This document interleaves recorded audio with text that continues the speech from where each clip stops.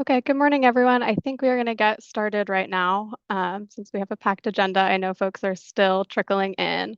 But good morning. My name is Natalie Reevy. I'm one of the managers here at CARB in the Mobile Source Control Division, and I will be helping facilitate today's meeting. So first, thank you all for being here as we kick off this new rulemaking effort on cars and light truck emission standards. The purpose of today's workshop is really to hear your ideas and perspectives as we begin the process. I will pause here for Spanish translation and then we will kind of go into language interpretation on the next slide. Hola, buenos días. Mi nombre es Natalie. Estamos agradeciendo su participación el día de hoy. Vamos a estar hablando sobre las emisiones en los vehículos ligeros y queremos escuchar sus perspectivas. Primero que todo, vamos a dar la información para entrar a sus canales de interpretación. So before we dive into the content of today's meeting, we want to make sure that we can all hear and participate.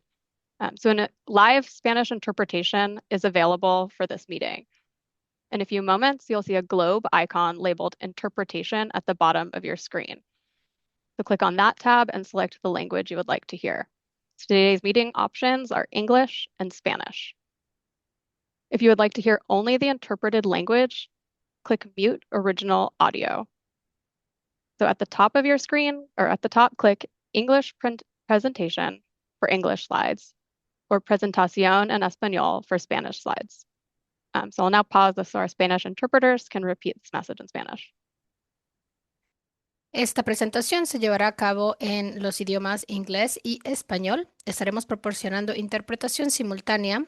Daremos las instrucciones en breve. Ustedes verán en la parte inferior de su pantalla el símbolo de un globo terráqueo. Si no lo encuentra, usted puede encontrar esta opción en los tres puntos donde dice More y puede elegir el idioma de su preferencia.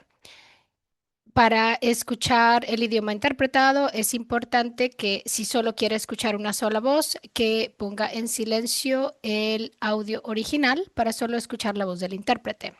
También en la parte superior de la pantalla usted puede acceder a las diapositivas en su idioma de preferencia. Tenemos las diapositivas que dice English Presentation, esa es en inglés obviamente, y tenemos la otra que dice presentación en español. Usted la aprieta y todas las diapositivas se mostrarán en español. Gracias. Okay, we will now begin live interpretation.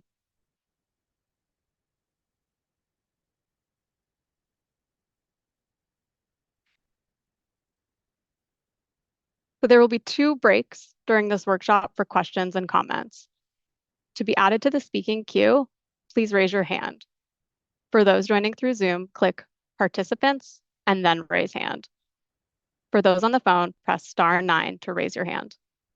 All attendees will remain on mute until called on during your Q&A sessions. If called on, please unmute yourself using the Zoom mute and unmute button located at the bottom left of your Zoom window. For those of you joining us on the phone, please dial *6 to mute and unmute yourself. You can also use the Zoom Q&A box to submit your comments throughout the workshop. So some of your questions may be answered live via the Q&A box, and others will be answered live once we break for the Q&A today. And when you're speaking, please share your name and your affiliation before asking a question. Okay, almost through logistics, I promise. If you have any technical challenges today, please contact Lisa Kilidakis at lisa.chilidakis@arb.ca.gov. We'll drop her email address in the chat now. And as a reminder, meeting materials are available on the website. The link to these materials will also be dropped in the chat now for your reference. So this workshop will be recorded and the link will be available at the website listed here and in the Zoom chat. Okay, so in addition to your verbal public comment today, written comments may be submitted via the comment docket that it's live as of today. Using this public comment form will allow the public to see your comments that have been submitted. And as a reminder, your comments are part of the public record. If you would like to discuss this rulemaking with us in more detail after this workshop, please don't hesitate to reach out using the cleancars@arb.ca.gov email address listed here. Okay, on to the meeting now. So here's a quick overview of the agenda today. We'll begin with welcome and opening remarks from our Deputy Executive Officer, Chris Grunler. After that, we'll hear from Lisa Kilidikis on our Drive Forward initiative. And from there, we'll dive into the bulk of the workshop today, where you'll hear about the Drive Forward light duty vehicle program and our work, which we'll go into in more detail on a later slide. And now, without further ado, I'd like to pass it over to Chris Grunler for opening remarks. So over to you, Chris. Thank you, Natalie. And thank you all of you for attending this workshop today. The very first Drive Forward Light Duty Program workshop. You'll hear more about Drive Forward shortly. Yeah, my name is Chris Grunler. I am the Deputy Executive Officer for Mobile Sources and Incentives at the California Resources Board. I've had this wonderful job since May 15th of this year. But prior to joining CARB, I worked at the U.S. Environmental Protection Agency for 42 years and 3 months, if you're counting. And most of that time was in the mobile sources area. I was both the deputy director and then subsequently the director of something called the Office of Transportation and Air Quality, which also included the National Vehicle and Fuel Emissions Laboratory.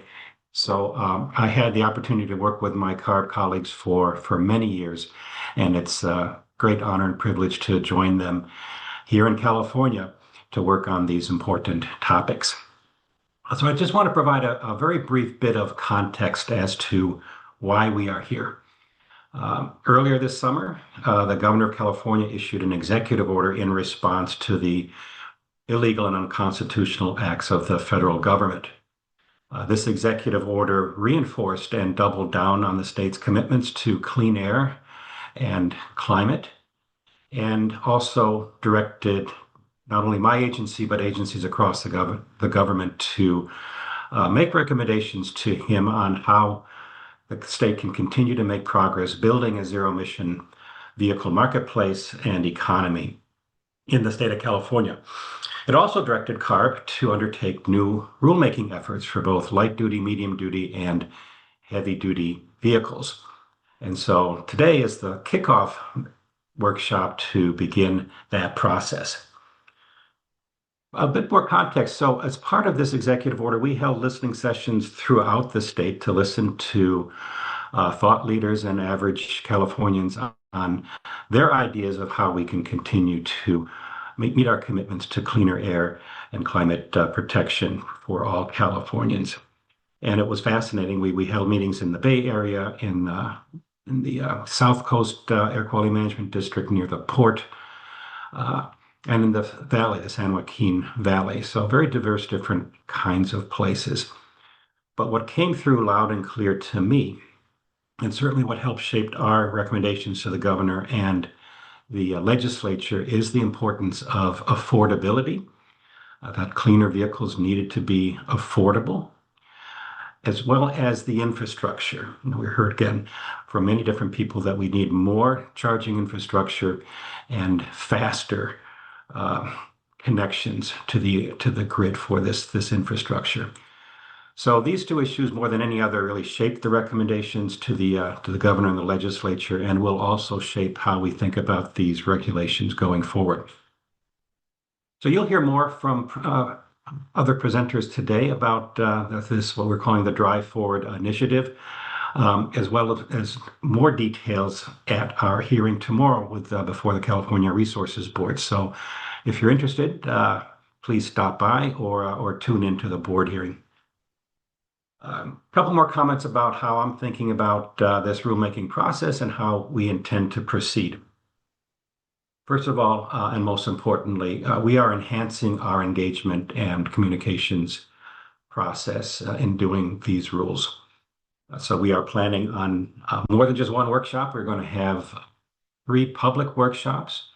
We're also going to have community meetings throughout the state where we want to make sure we listen to and understand the concerns of community members, as well as to make sure that they are informed about this process and how we're going forward and what we're thinking about. Importantly, we're also planning bilateral meetings. So these will be informal meetings with individual stakeholders We plan to, as our travel budget allows, and I'm prioritizing this in the budget, we plan to visit the technology centers of major automakers so that we get a deep understanding of their understanding of the market, their technologies that are in the pipeline, what they cost, how impactful they can be, because we can only write informed regulations if we are well informed. So that is a big part of our plan going forward. So finally, why does this matter? Well, as a result of these illegal and unconstitutional actions by the federal government, we find ourselves, and the breathers in California find themselves in an enormous emission reduction hole. We had planned and they had expected major reductions coming from the mobile source sector, the most impactful sector for air pollution in the state of California. And those are, at least temporarily, no longer available. We cannot enforce these rules at the moment. And so we are focused like a laser beam on what more can we do to fill this emission hole we find ourselves in. Because if we can't make further progress towards the federal ambient air quality standards, the state faces severe sanctions from the federal government for that failure. And so that is certainly one of the most important aspects of this rulemaking is how can we come up with new measures and different measures to provide for these emission reductions. So with that, thank you again for attending this workshop. I hope you attend the subsequent public workshops and engage with us throughout this process. So I will throw the mic back to Natalie. Thanks again. Thanks, Chris. So the next item on our agenda is our Drive Forward initiative. I will pass it over to Lisa Kilidakis for the next portion of the workshop. So over to you, Lisa.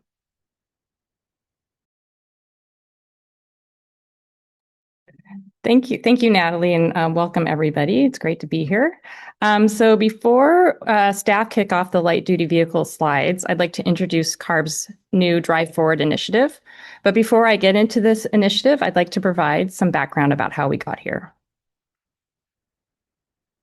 So despite federal actions targeting 3 of our Clean Air Act waivers, California is not backing down from its goals to protect public health.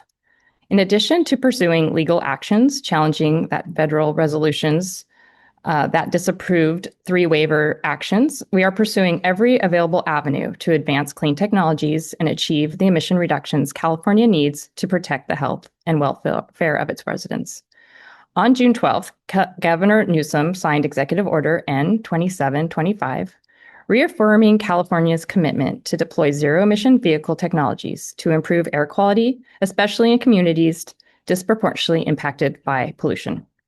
The executive order also directs the state to update our purchasing requirements to align with manufacturers that are aligned with the state's emission targets and calls on state agencies to assess additional actions to advance zero-emission vehicle adoption, such as consumer protection strategies, infrastructure planning, voluntary efforts, and local partnerships.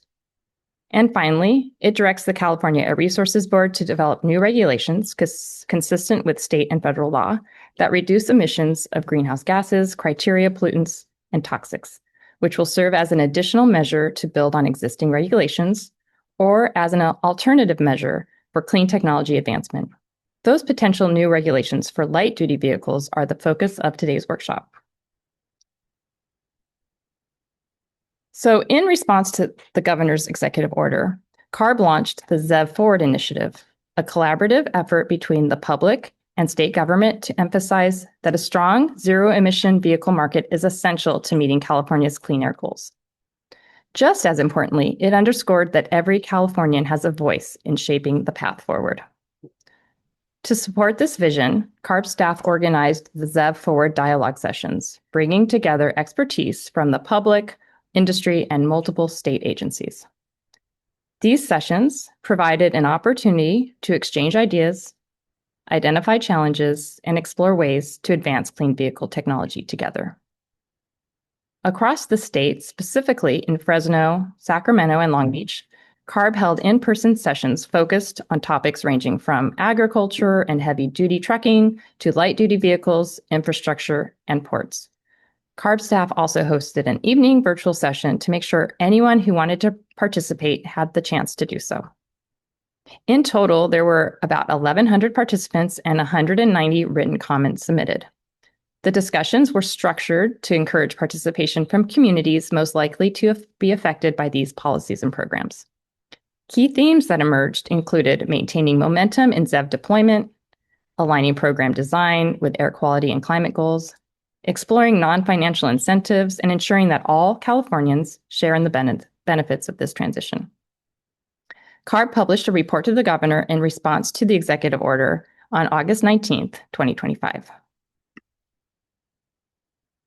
So to get a little more into the details about what we heard at the ZEV Forward dialogue sessions, I'd like to highlight 3 pulse points that emerged, each extending beyond individual agencies and pointing to what California must do to accelerate zero-emission vehicle adoption.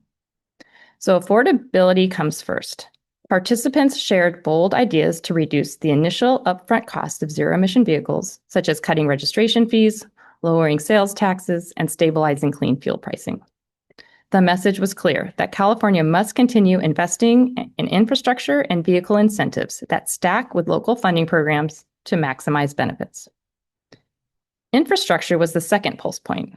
Participants stressed the need to expand infrastructure access into frontline communities that disproportionately feel the burden of poor air quality.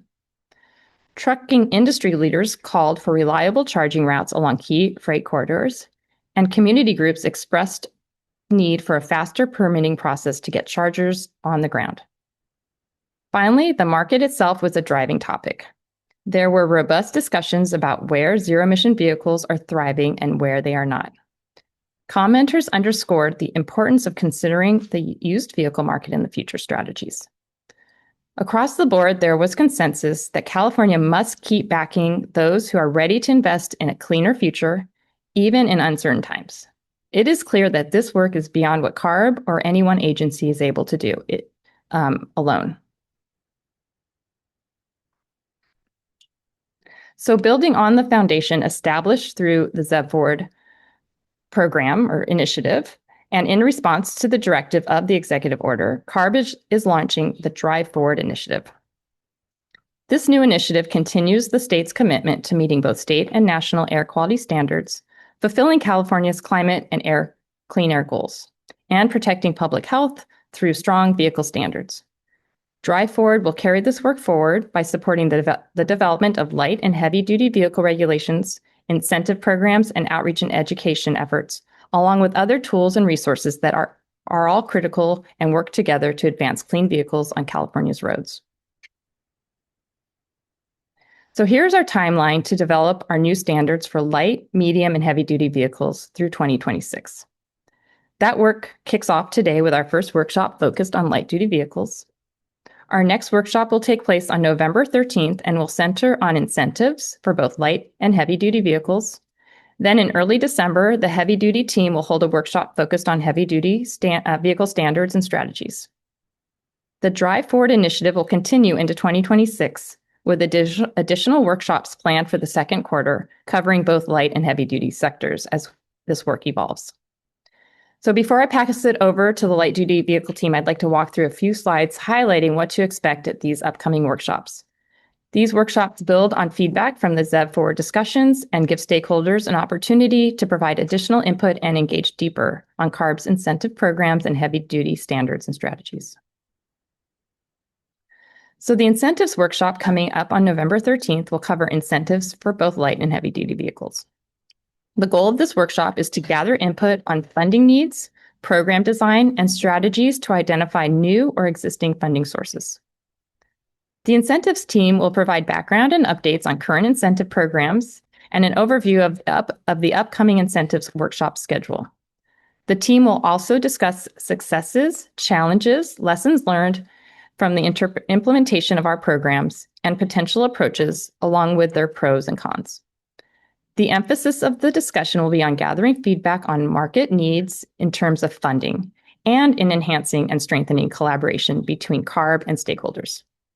The incentives team wants to ensure that programs are effective, meet the needs of stakeholders, and advance CARB's goals. We also want to note that this workshop will be hybrid, so you may participate online through Zoom or attend in person at the Cali PA headquarters building in Sacramento. More information and an online registration link can be found on the workshop notice posted on our website or using the link provided in the chat. The Heavy Duty Vehicle Standards and Strategies workshop will be held in early December. This workshop's goal is to begin collaborating to develop regulatory strategies for achieving statewide emission reduction targets. The heavy-duty team will provide background on the need for emissions reductions and discuss manufacturer standards, fleet regulations, and other strategies. This workshop will also be hybrid. You may participate online through Zoom or attend in person at the Cali EPA headquarters in Sacramento. Additional information and an online registration link will be provided in a forthcoming workshop notice.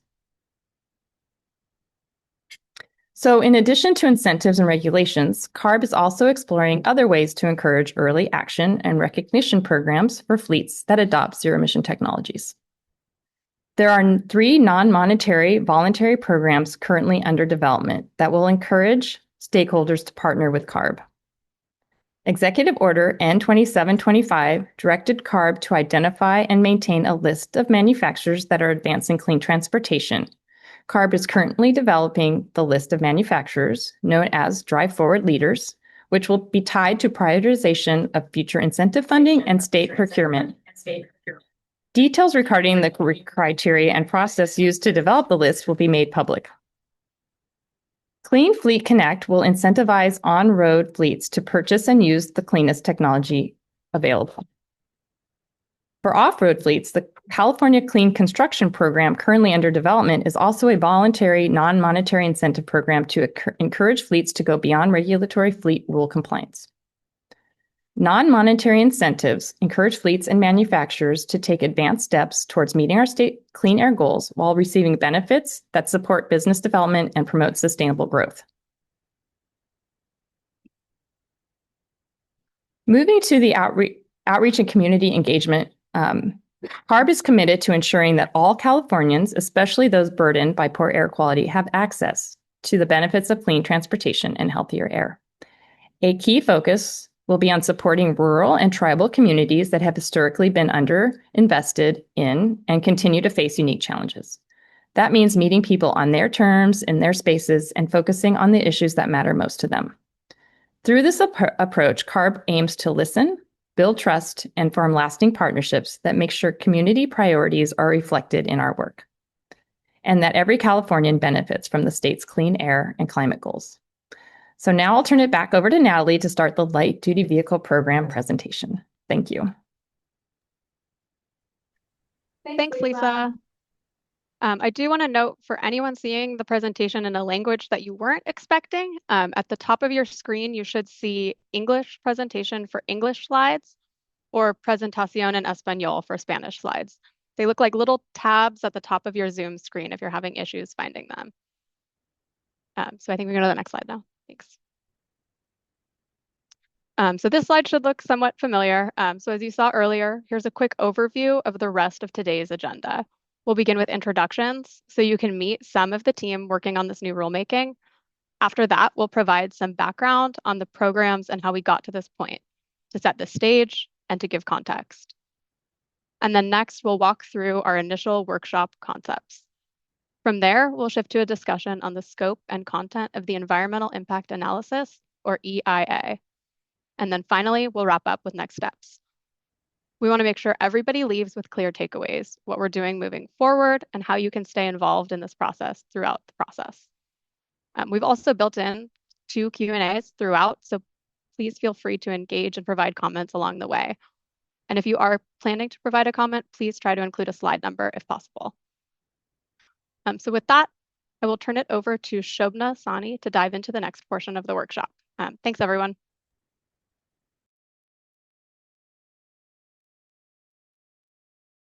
Thank you all for attending our kickoff workshop for this new rulemaking. I want to take a moment to introduce our team. My name is Shobna Sani. I'm the branch chief of the Advanced Clean Cars branch here at CARB. We have 4 managers and 13 staff here today who play an important role in moving this work forward. Our managers in the Advanced Clean Cars branch include Belinda Chen, who focuses on light-duty vehicle tailpipe emission standards, Anna Wong, whose role centers around ZEV regulatory topics, Natalie Reevy, who leads the ZEV Market Advancement Team, and Yong Yu, whose team leads the work on medium-duty vehicle tailpipe emission standards, evaporative emissions, and vehicle technology assessment. Today, we'll be hearing from Syed Mustafa on GHGs, Ugo Abuishi on criteria, and Joyce Wong on ZEVs. Together, our team brings expertise across every part of this rulemaking, from vehicle certification, battery technology, automotive technology, infrastructure to outreach and community engagement, and more. I want to begin with why it is more urgent than ever for California to establish new vehicle emission standards. Despite what you may have heard, the need for continued reductions is critical. The first reported incidents of smog occurred in the 1940s in Los Angeles, with visibility cut to 3 blocks and people suffered from burning eyes and lungs and nausea. In the 1950s, automobiles were discovered as the main cause for smog, and quickly, California established the nation's first nitrogen oxides, or NOx, emission standards for motor vehicles to control smog-forming emissions. This action spurred innovative vehicle emission control strategies, such as the first catalytic converters and emission control monitoring in new vehicles. Since those first standards, California has made tremendous progress that has led to continued improvements in air quality, even as population and the number of vehicles has increased. Even still, millions of Californians still breathe unhealthy air every single day, with about half of the population living in areas designated as extreme non-attainment for ozone. This exposure continues to higher rates of asthma, heart disease, and even premature death. At the same time, climate change impacts are accelerating and compound the air quality issues. Any delay in action will only make the problem more costly and more difficult to solve. Cars, trucks, and other vehicles remain the biggest source of harmful air pollutants in our state, hitting hardest in communities near busy roads and freight corridors. These frontline communities face the highest exposure to pollution, have the fewest resources to protect themselves, and bear the brunt of these harmful impacts. California cannot meet health protective national ambient air quality standards without a 73% reduction in nitrogen oxides from mobile sources in South Coast. Furthermore, it will be difficult to meet the state's carbon neutrality target without securing further criteria pollutants and greenhouse gas emission reductions from mobile sources. You've already seen this slide earlier today, but I just want to emphasize again, California is continuing to move forward. In June, Governor Newsom signed Executive Order N-27-25, reaffirming our commitment to zero-emission vehicle technologies to improve air quality, especially in communities disproportionately impacted by pollution. It directs the state to align state purchasing with manufacturers meeting our emissions goals and to explore actions like consumer protections, infrastructure planning, voluntary efforts, and local partnerships. And finally, it calls for new regulations to reduce greenhouse gas emissions, criteria pollutants, and toxics, the focus of today's workshop. Given our statutory obligations, the governor's executive order, and our commitment to protect the health of our most vulnerable populations, today we are launching the rulemaking of our new Drive Forward light-duty vehicle standards to cut emissions from passenger vehicles and light trucks. That means reducing smog-forming pollutants, greenhouse gases, and toxic air contaminants. As we develop these standards, we are guided by 3 key principles. First, the program needs to be flexible while still delivering cost-effective emission reductions. Second, we want to encourage early action that helps us meet our goals sooner. And third, we must ensure that our strategies translate into real-world emission reductions. Now I'd like to go over the scope of this new rulemaking. We are focusing and seeking input on several key areas. First, we are evaluating tighter particulate matter and non-methane organic gases, or NMOG, and nitrogen oxide, or NOx, fleet average standards, and considering new non-exhaust emission standards to gain further reductions in particulate matter. We are also evaluating appropriate appropriate greenhouse gas standards along with other mechanisms to better address real-world emissions of both criteria pollutants and greenhouse gases. We are considering the role of zero-emission vehicles, which have progressed as one of the most powerful tools in meeting California's air quality and climate goals. Lastly, we are looking into updating ZEB certification requirements, which help ensure the zero-emission vehicles provide long-lasting and reliable emission benefits. As you may know, CARB recently passed emergency vehicle standards to restore the low-emission vehicle or LEV3 criteria pollutant standards and ZEB certification requirements from Advanced Clean Cars 1 beyond the 2025 model year, as originally adopted. Next month, the board will consider whether to make these permanent. If approved, these requirements would then serve as our baseline for this next rulemaking. We therefore continue to seek input on the technical feasibility of provisions that have been part of the Advanced Clean Cars 2 standards and their previously workshop amendment ideas for inclusion in these future standards. However, today's presentation will focus on the more general program design and areas of new thinking. With that, I'd like to thank you again for being here today. Now I'll turn it over to Ugo to discuss criteria air pollutants and toxic air contaminants.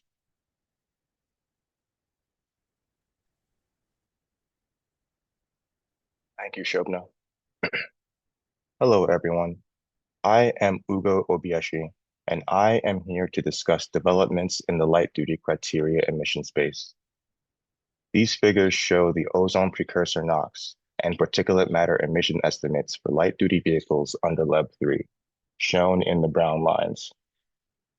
While these levels decline over time, they are not enough to meet California's long-term requirements for air quality and are less than those estimated than would have come from the Advanced Clean Cars 2 program, shown on the dashed line. ACC2 set ambitious California emission reduction targets and ZEB requirements in pursuit of public health benefits totaling $13 billion. By 2037, ACC2 would have reduced California NOx emissions by 26% compared to LEV3. And by 2040, ACC would have reduced California PM 2.5 emissions by 19% compared to LEV3. Without the ZEB requirements set forth in ACC2, the light-duty fleet will need further emission reductions from ICE vehicles than what was originally forecasted.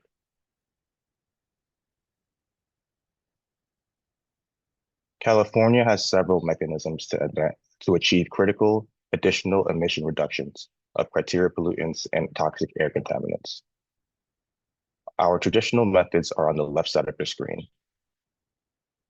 Increasing light-duty and medium-duty exhaust standard stringency forces manufacturers to develop cleaner technologies to sell vehicles in California. The same principle applies to evaporative emission standards to control emissions associated with fuel storage and refueling. CARB is also investigating regulation in newer spaces such as non-exhaust related emissions, certification and in-use requirements, and incentives for manufacturers that choose to comply to our regulations ahead of schedule. The next few slides will go into more detail about some of the areas where CARB is seeking input as we continue to develop standards that meet our air quality goals.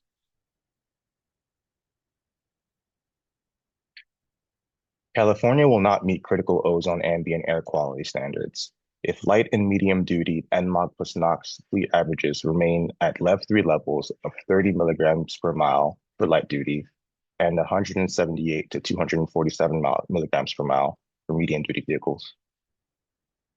To mitigate this, we are considering bringing ZEBs back into the light duty fleet and medium duty fleet averages for 2031 and subsequent model years. This would translate into more stringent fleet average standards for light duty and medium duty vehicles. A potential starting point is aligning with EPA Tier 4 standards. This includes aligning with EPA fleet average standards and high altitude standards. CARB is considering more stringent fleet average standards than Tier 4 if it helps CARB achieve ambient air quality requirements.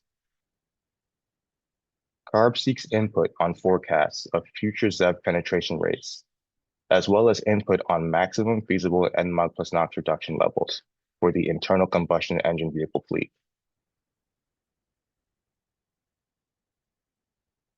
CARB is evaluating evaporative test emission procedures. First, we are evaluating changes for trucks with fuel tanks above 50 gallons. Another change applies to vehicles using a non-integrated refueling canister-only system, or NERCOS type fuel system. This would streamline certification by alleviating the need for manufacturers to request special approval when a NERCOS is used in other types of vehicles. Industry trends show that some manufacturers are investing in extended range electric vehicles, or EREVs. EREVs typically have ICE engines that only generate power for the electric motors that propel the vehicle. We are seeking input on test procedures for EREVs to ensure correct compliance values. We are currently investigating NERCOS fuel systems, which are used in PHEVs and some other vehicles. This type of system is designed to seal in fuel vapors under pressure on a hot day, instead of relying on the engine to purge vapors. Some vehicles have a challenge with purging vapors via the engine, and that's when the vehicle will use a NERCOS. Our concern is that, what if a small leak develops with time and usage? Then the system would no longer be sealed and could vent fuel vapors straight to the atmosphere. NERCOS has higher fuel tank pressure. A tiny leak may lead to significant evaporative emissions. To learn more about this, CARB is screening in-use vehicles to assure they're leak-free in use. From this screening, we want to learn if additional protection measures are needed to ensure leak-free performance.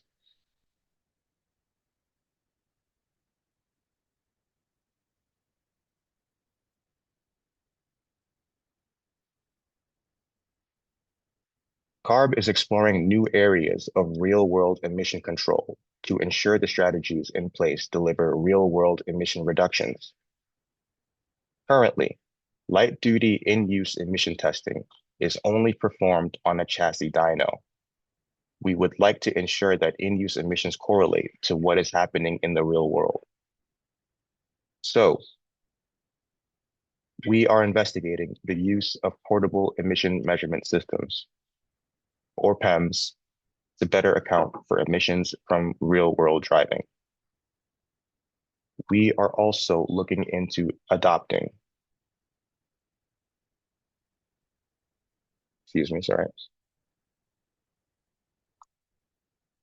We are also looking into adopting a moving average window requirement, or MAW, for in-use PEMS testing. The test procedure and methodology would be largely based on the heavy-duty in-use MAW requirement. Further development is needed for in-use PEMS test procedures and standard setting for in-use PEMS testing. We are open to input from stakeholders. Other areas of exploration include a European-style RDE cycle, more representative real-world cycles, and more rigorous driving metrics during testing. Again, CARB welcomes any input on this topic.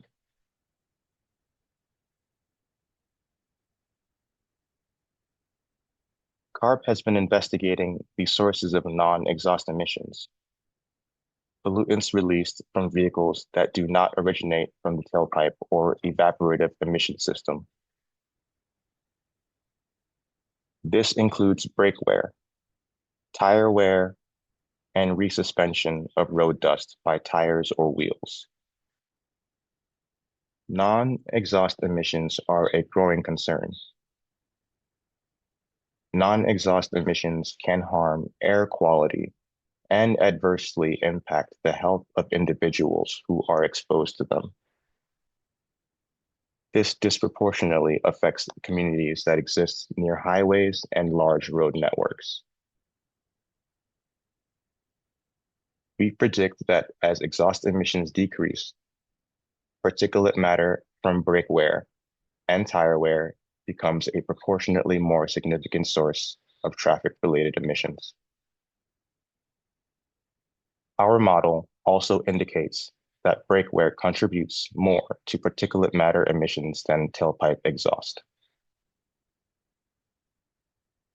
CARB has received inquiries from both industry and the public regarding policy direction for non-exhaust emissions. We welcome input on the regulatory treatment of non-exhaust emissions. This concludes the criteria pollutant section of this workshop. Next, you will hear about greenhouse gas topics from my colleague, Syed Mustafa. Syed? Thank you, Hugo. Good morning, everyone. Before delving into California's update, I first want to acknowledge the changing landscape of greenhouse gas regulations in the federal space. As most of you are likely aware, the United States EPA recently proposed to repeal its 2009 endangerment finding that serves as its justification for regulating greenhouse gases, and concurrently proposed to repeal all of its GHG regulations on light, medium, and heavy-duty vehicles. CARB and the California Attorney General's office submitted comments strongly opposing those proposals. Regardless of how the federal administration decides to proceed, CARB is committed to moving forward with amending its light-duty greenhouse gas standards.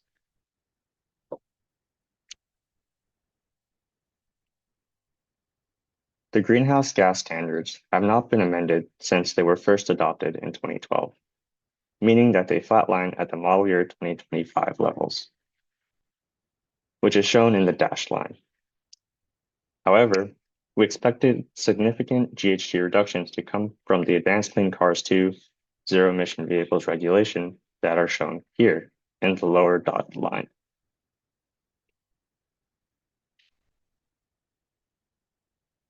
These reductions are now in question while litigation surrounding the Advanced Clean Cars 2 waiver proceeds.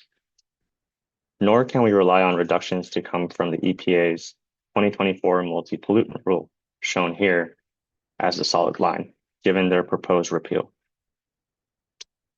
California's GHG standards therefore need to be tightened substantially to meet our climate and public health targets.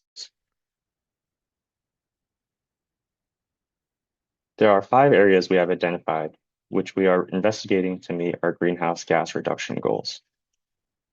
These 5 regulatory provisions serve as levers which we can pull to capture further greenhouse gas emissions reductions.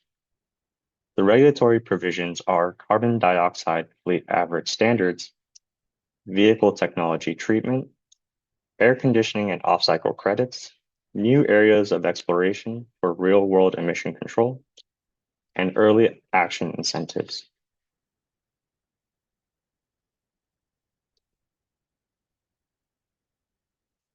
Currently, under Section 1961.3 in the Title 13 of the California Code of Regulations, there are distinct fleet average target standards for passenger cars and light-duty trucks.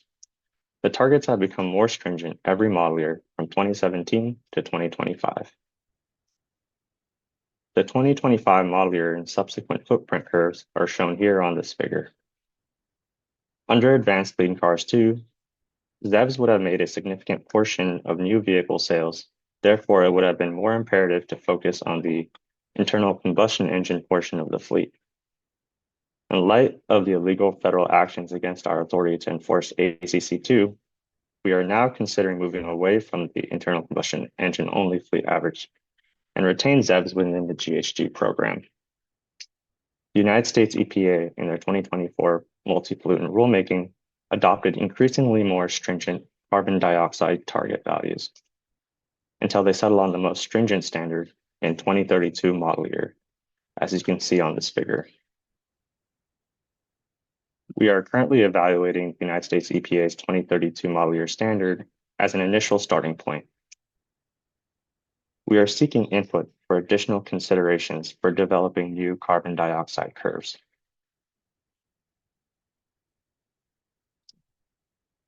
Assuming that ZEVs remain as part of the fleet average, the treatment of ZEV technologies for greenhouse gas compliance therefore becomes more relevant. We plan to revisit portions such as the plug-in hybrid electric vehicle fleet utility factor to better align with real-world usage. There have also been announcements of new offerings of extended range electric vehicles, or EREVs, which are predominantly designed for battery electric driving, but have a small internal combustion engine to serve as a range extender. We are investigating if these EREVs would fall under the same paradigm as plug-in hybrid electric vehicles, or if they require alternative testing procedures and utility factors from PHEVs. The current regulation also incorporate upstream emission factors for battery electric and fuel cell electric vehicles. These factors are now outdated and need to be revised or potentially eliminated.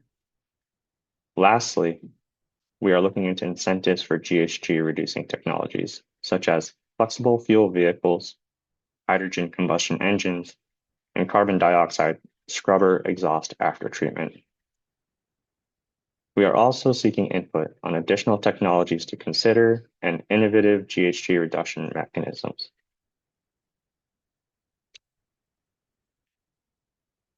In our regulation today, we allow vehicle manufacturers to earn additional credit for technology that reduces their GHG emissions. There are 3 credit programs: air conditioning direct emissions, also known as leakage credit for reducing refrigerant leakage and utilizing lower global warming potential refrigerant, or GWP, refrigerant. Air conditioning efficiency credit for technology which reduces air conditioning energy usage. And lastly, off-cycle credit for GHG reducing technology not demonstrated on regulatory cycles. However, these credit programs overestimate real-world emissions reductions. The US EPA sunset the off-cycle credit provision as part of their multi-pollutant rulemaking. Therefore, we are seeking input on proposals to update our credit programs to align with real-world emission reduction benefits.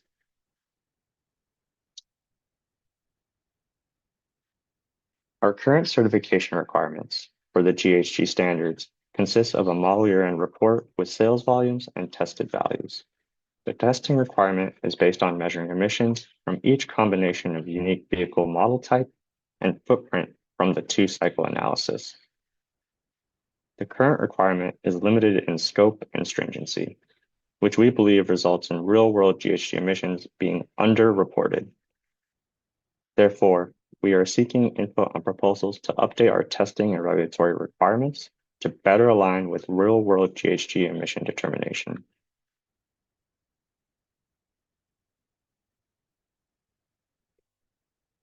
Finally, let us discuss early action incentives.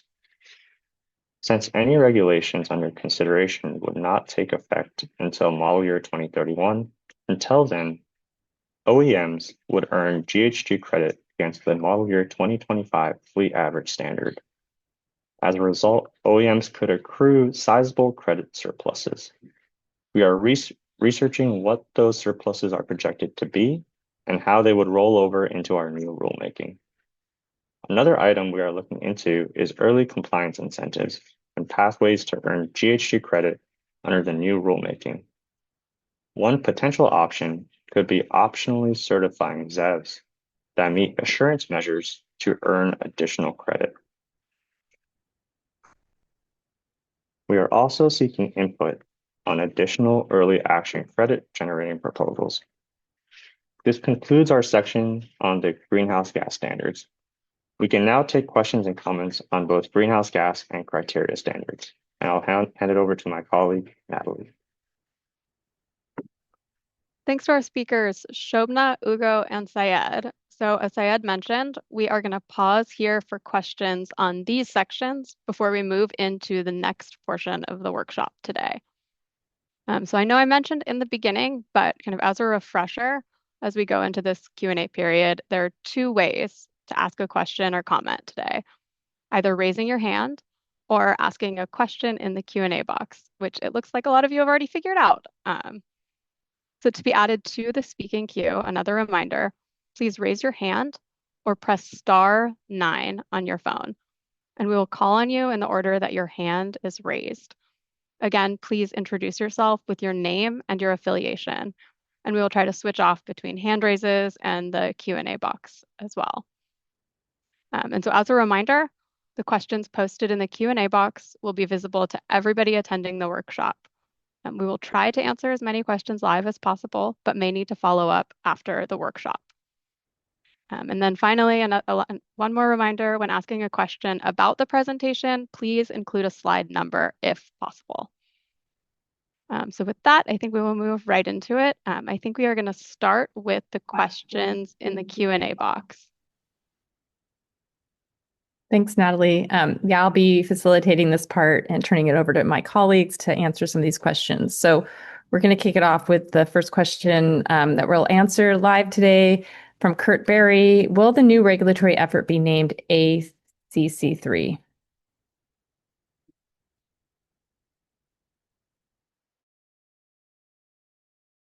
Hi, this is Belinda Chen. As Lisa mentioned at the beginning of this workshop presentation, we have transitioned to a new name, and so it will be called the Drive Forward Light Duty Vehicles Program, and many of the elements of the program will be standards. Thanks, Belinda. The next question from Bascom Gresion. How does CARB justify expanding regulatory authority into areas that dictate what vehicles Californians can buy or drive rather than focusing strictly on measurable emissions outcomes? Oh, I believe Wesley's going to answer that one. Yep. Hi, my name is Wesley Dyer. I'm an attorney here at CARB. So CARB has very broad authority under the California Health and Safety Code to regulate emissions from mobile sources, and authority under the Federal Clean Air Act to enforce those emissions once it secures a waiver from US EPA. Thanks for the question. Thanks, Wesley. The next question is from Chloe Ballard. What is the strategy for incentivizing voluntary programs without financial assistance? I think, Shobna, are you going to answer that? Or... So I think we are going to be building in early compliance, as mentioned in some of these slides, for greenhouse gas and LEV as well. So that would be incentives that would be kind of built into the regulation design. Thanks, Shobna. The next question is from Jason McKenzie. What does the fleet average consist of? I think Belinda is going to answer that one. So basically the way that both the NMOG plus NOx average in the LEV program and in the greenhouse gas program, they take a manufacturer's emission levels and kind of sales weight that, and then divide the kind of total emissions from new vehicle sales by the total number of vehicles sold. So you get essentially a unit per mile of emissions, and that's your fleet average. So it's calculated for every manufacturer separately. Thanks, Belinda. Another question from Christine Lardy. So these rules will affect all vehicles, not just new ones, ? So people and businesses who already have vehicles will need to make adjustments to their vehicles to adhere to these new rules. Yeah, Belinda, are you answering that one? Yeah. Yeah, so as I mentioned just now, these rules only apply to new vehicles that are being produced. So the onus is mostly on the manufacturers of vehicles to make the vehicles, and there's not necessarily any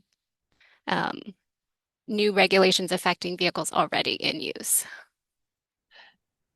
Thanks, Belinda. I think we'll turn it over to Natalie now to take some folks who have their hands up.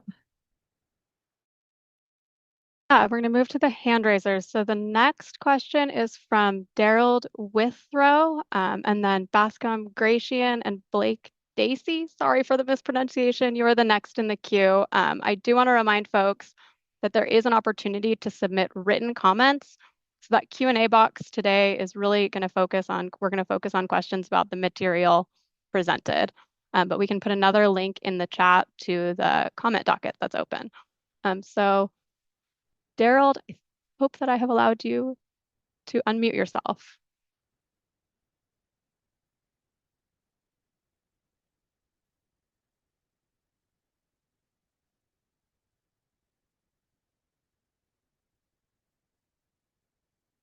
I think I have asked you to unmute yourself. I think you have to unmute yourself, though. It looks like you're still muted.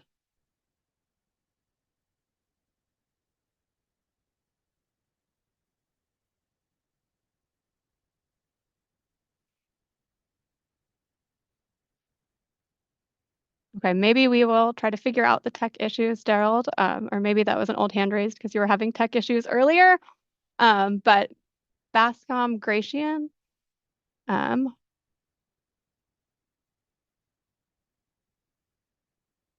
let's move it to over to you.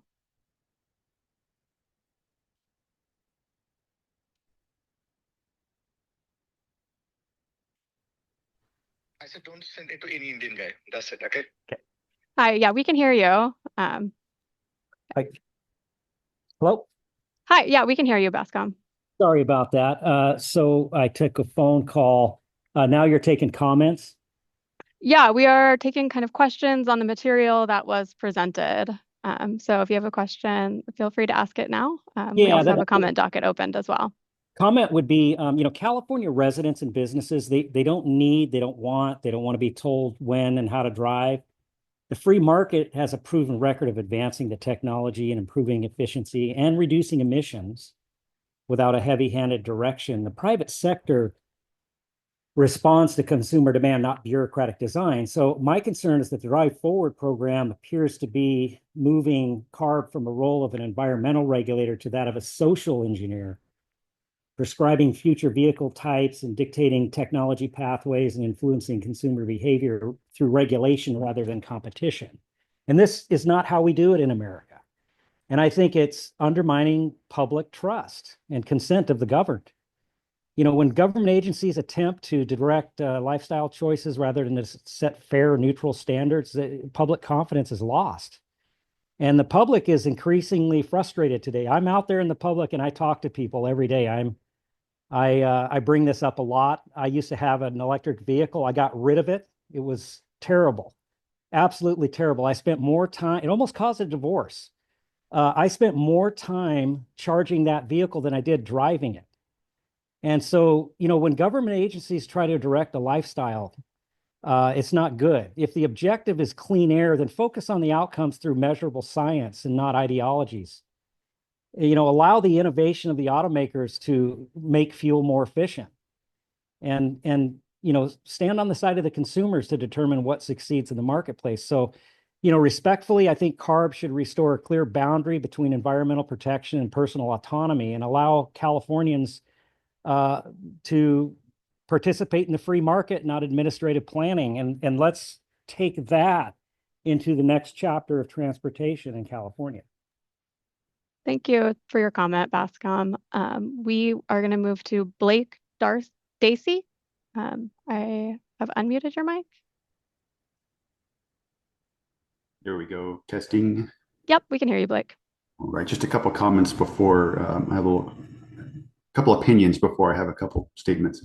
I would like to have some sort of method for firefighters to be asked about how they feel about electrical vehicle fires. Another second opinion I've got is other countries are in their industrial revolution and they have no emission controls. So in effect, this program in California places the global burden of emission regulations solely on California residents. And it effectively exists as an extra tax, which is going to increase immigration out of California. And that's only going to increase the tax burden paid by the legal tax-paying citizens that are left behind. And all the efforts for nothing if other countries can offset our entire effort. And as far as carbon dioxide emissions go, as a farmer, plants love CO2, and you can look at the National Leaf Index, and that shows a lot of it. That's all I have to say for my opinions, but I want to touch on if the program requires 100% of light-duty vehicles to be zero emission by 2035, that timeline ignores the high upfront cost of electrical vehicles, which already remain unaffordable for many of the middle and low-income households. In 2025, the average EV costs about $10,000 more than an internal combustion engine vehicle. And subsidies and tax credits don't bridge this gap for working class families. And forcing customers into pricier vehicles risks an economic strain, especially in a state that already has high living costs. Second of all, the infrastructure is not ready. The grid's already strained with rolling blackouts and high electricity rates, some of the highest that we've ever seen before. And if we estimate 1.2 million public charging stations are needed by 2030, but there's only about 80,000 built today, that means that they're going to have to increase the grids and fossil fuels reliance by 50% if they want to make that. And battery materials like lithium and cobalt also has an environmental and ethical issues. They're mined in other countries and often produces more pollution than what we're going to mitigate on the back end. And like Bosco said, my time's up. Thank you. I'll put the rest in the comments. Thank you for your comments, Blake. I think, Daryl, I'm not sure if you still have a question or if you're having tech issues still, but going to move it back to you quickly, just in case. Okay, we will do maybe one more hand raiser and then move back over to the Q&A box. So Raphael Gugelberger, I have unmuted your mic.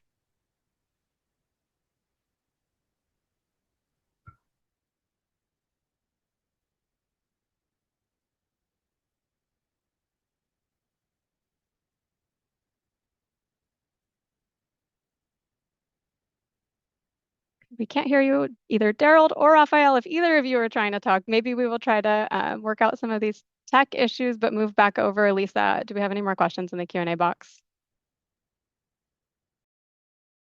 Let me unmute myself. Hi. Yeah, the next question from Jamie Doe or Dow on EREVs and PHEVs. Is CARB considering recent results from several independent studies, ICCT, T&E, European Commission, showing that real-world utility factors are much lower than those used in regulatory estimates, meaning PHEVs are much dirtier than government gives them credit for? Belinda is on deck. Yeah, thanks, Jamie. So yes, we are aware of those studies. We've been looking at that as well as some additional data that we have access to, and that will be a subject of this upcoming rulemaking, is to understand the appropriate treatment of those technologies. Thanks, Belinda. Next question from Christina Kubran. Is CARB considering allowing hydrogen combustion engines? They will drive hydrogen sales, and Southwest Research Institute Cummins Class 8 demo hydrogen ICE was able to show 10 parts per million NOx across the board. Toyota just issued a press release to showcase a new patent that prevents oil and water contamination and prevents crankcase oil blow by hydrogen ICE in a hybrid setup. Can make zero NOx because there is an air fuel ratio equals zero emission. For reference, California burned 130 billion gallons of gasoline in 2021. That could have been 13 billion kilograms of hydrogen sold. Hydrogen ICE or internal combustion engine commercialization will drive innovation that can create a zero emission combustion engine. Thank you, Christina. Anna, or I think it's Young. Oh, Young. Oh, sorry. Young, I'll let you answer that one. Sure. Here's Yui from the CARB. Yes, and we're also we're considering using a lot of the hydrogen into combustion engines for sure. But this is kind of where we within the upcoming rulemaking process. With what you said here, the technical assessments, it's pretty much is correct. But again, a hydrogen into combustion engine is not zero emission. And we're still evaluating the lots of the result from the different the entities. They do the study to show this still have some kind of NOx emission from that point. Yes, this will be included in this rulemaking, and we're consideration of the hydrogen IC engines because it does give the very low the greenhouse gases emission side. Thank you, Young. Thanks. Next question from Bryce. We'll do one more question here in the Q&A, and then I'm going to turn it back over to Natalie. So Bryce Nesbitt, what techniques for NEE does CARB see? Is CARB interested in VMT or vehicle mile travel reductions as a strategy? And Here's Yong again. Oh, Let me good, answer this thanks. question. Yes. And for the non-exhaust emission, and mainly we're already talking during the slides, and this come from the brake wheels, tire wheels, and some kind from the road dust. And CARB actually can see the technology, so you can set the different emission standard from the brake wheel and the tire wheel, and that's pretty much the things there. And you can change the brake. The way to do that, for instance, like a current of the EV and hybrid vehicles, does show that actually the non-exhaust emission from the brake wheel is much reduced. So that's it's kind of one of the paths. But as we said during the presentation, we're looking for the stakeholders' input on these things, and we're pretty open on these things. But the whole goal is we want to reduce the emission from the brake wheel and the tire wheel, which is the non-exhaust emissions. And VMT reduction is always a strategy, regardless it's a non-exhaust emission or criteria emission pollutants. Because you drive less, for instance, like a gasoline car, diesel cars, you pollute less. That's pretty much sure. That is one of the strategies in any places. Thanks, Yang. And I think I'll just do this other question while I feel like it's in the same category as the one you're answering. The non-exhaust emissions, a new acronym I learned today, is a good reason to move to less VMT. Why not mention that? That's from Mike Bullock.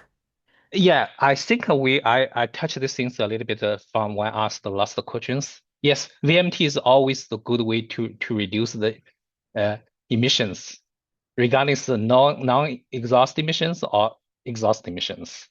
We're not mentioned here. It doesn't mean that we don't know it. We just said we have to focus on that. What we're thinking about what's more important for the future rulemaking to really like control the emission.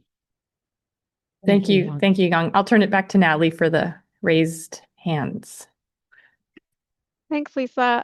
Raphael Guckelberger, I've allowed you to talk, so please unmute yourself. And then William Cierle and Mariela Roacho are next in the queue.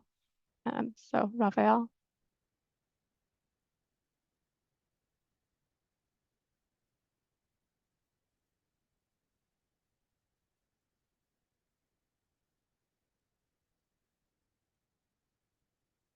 Okay, we are going to move to William. Hello, are you able to hear me?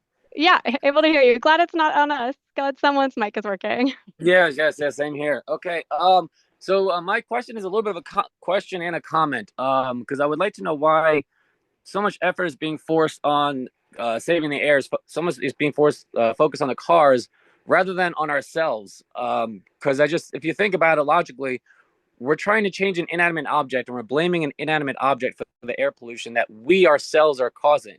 So why not, instead of incentivizing car buyers to buy electric vehicles, why are we not incentivizing employers to employ people at home, or incentivizing employers to stagger their work shifts? More changing the way that we use the vehicles, because we all saw during the pandemic, the air got cleaner and we did not have to invent a single new thing. We just had to change the way we conduct ourselves. So this is where my comment kind of turns into more of a question: is why are we not doing this? And then my comment part of it is, can we please do this? Can we please start focusing on methods that will not just reduce emissions pollution, but also, like we said, non-emissions pollution? So that's something that would solve both ends of the problem. You can work from home and you're not creating any brake dust, any tire wear, any microplastics. And then it gives flexibility for so many other benefits in addition to the environment with regards to how people coordinate their lives. So why are we not focusing on that? And can we please focus on that? Hi, William. Thank you for your question. I'm wondering, maybe Shobna can speak to it. Belinda can speak to it. Yeah, I was just going to say that there are other parts of CARB that do work a lot on, active transportation, reducing vehicle miles traveled. So those are definitely legitimate strategies for reducing emissions. Today, our job in this group is to work on the vehicles. So that is why we're talking about the vehicles.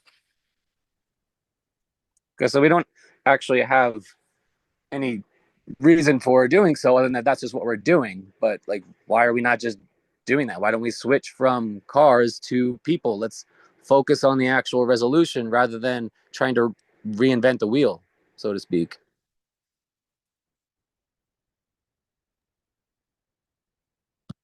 Thank you for that comment, William. I think we're going to move to the next commenter, Mariella. Just not doing it. Okay, so that's bullshit. Okay, so you're just not doing it. Oh, Okay, so let's do it. Like, it doesn't answer the question. Mariella Ruacho?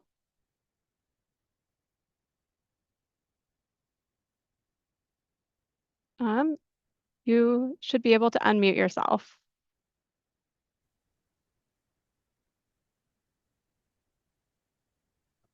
Hello, this is Mike Bullock, and I just saw a request to unmute, but I'm not the name that you are saying. Oh, yeah. Hi, Mike. I Yeah. had asked you to unmute earlier and thought you might be having tech issues. Oh, no. So I will go to you after Mariella, maybe. But Mariella, are you there?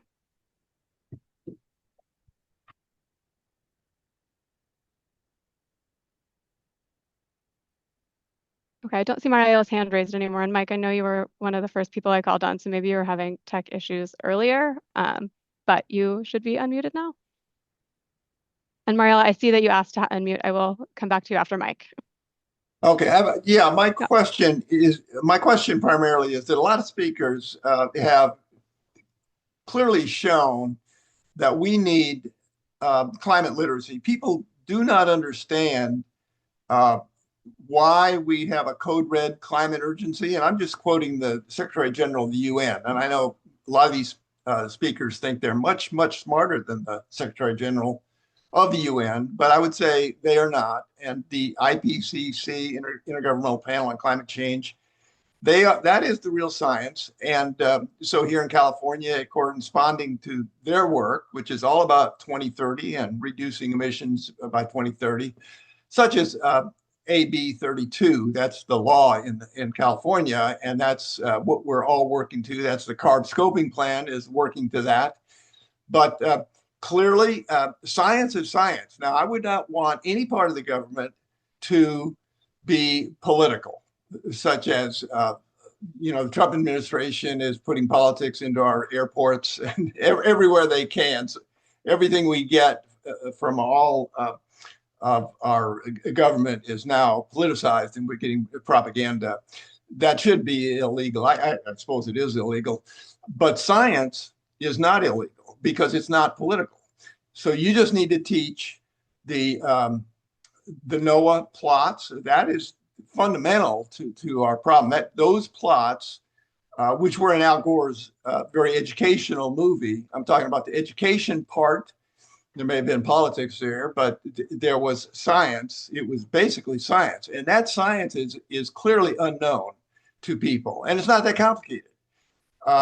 We are on a path to destabilize. Let me quote the UN Secretary again. We are solidly on a path to an unlivable planet.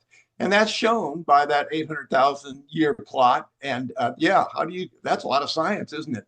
That science has been published for 20 years plus in very prestigious scientific journals, and no one has been able to dispute it. That's called peer review. So all the first three speakers were speaking without peer review science in their heads, because they wouldn't talk about what they said if they understood we are 2030 is our first climate stabilization requirement. They do not know what climate stabilization means. It means, we're not going to have enough food. The price is going to go through the roof.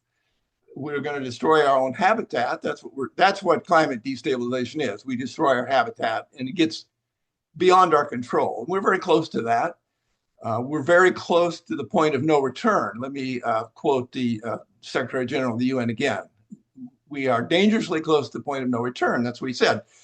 Why would he say that? Because we are. That's exactly what those plots show.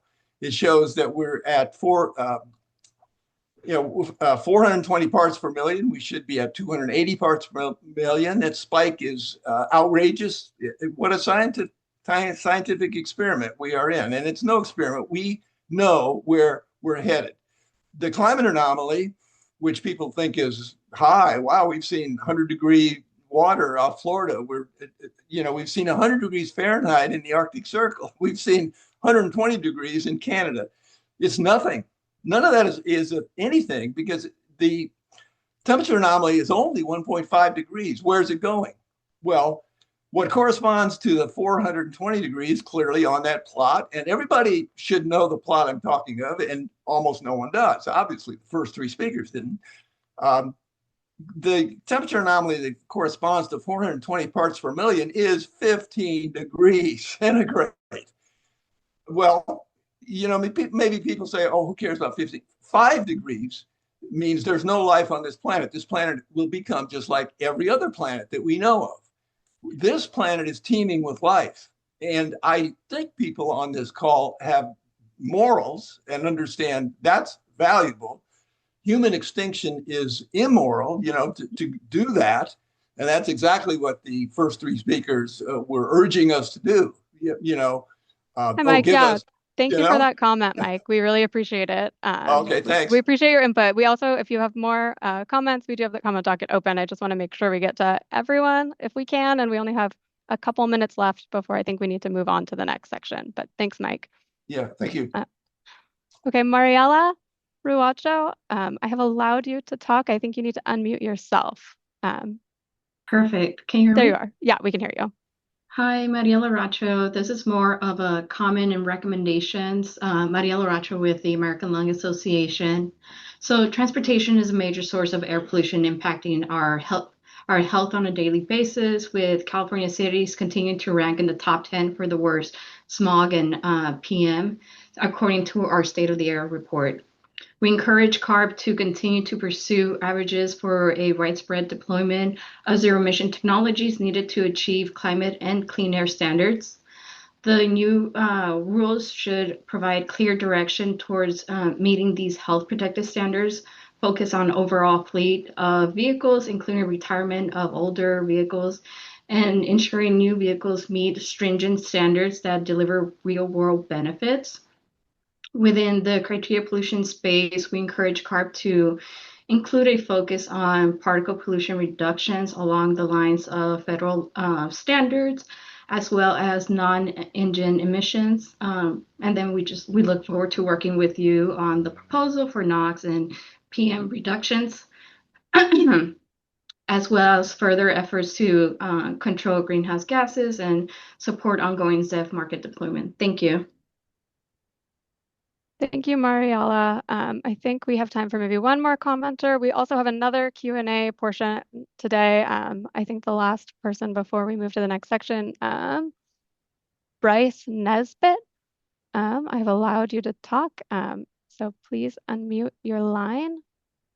Hello, this is Bryce Nesbitt, just an individual. Hi, Bryce. It's undeniable that vehicles have gotten bigger and vehicle miles traveled have gone up. Trips that people once took by walking or bicycling or things were nearby are now car trips.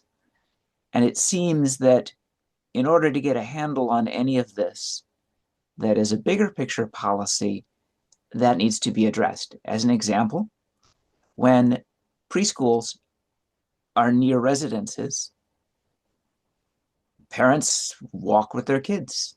They don't drive. But when land use planning is such that schools are only able to be reached by car, people drive every single day. And that seems like a much bigger picture issue than worrying about tire dust and brake dust.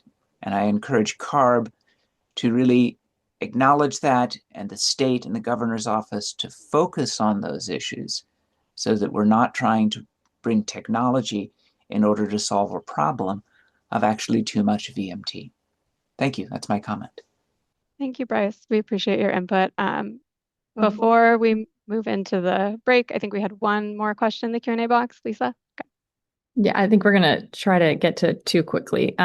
Chris McCarthy, slide 33 is the question. Is the ACC2 greenhouse gas line from final regulations on the books, or does it include the proposed amendments that were not adopted?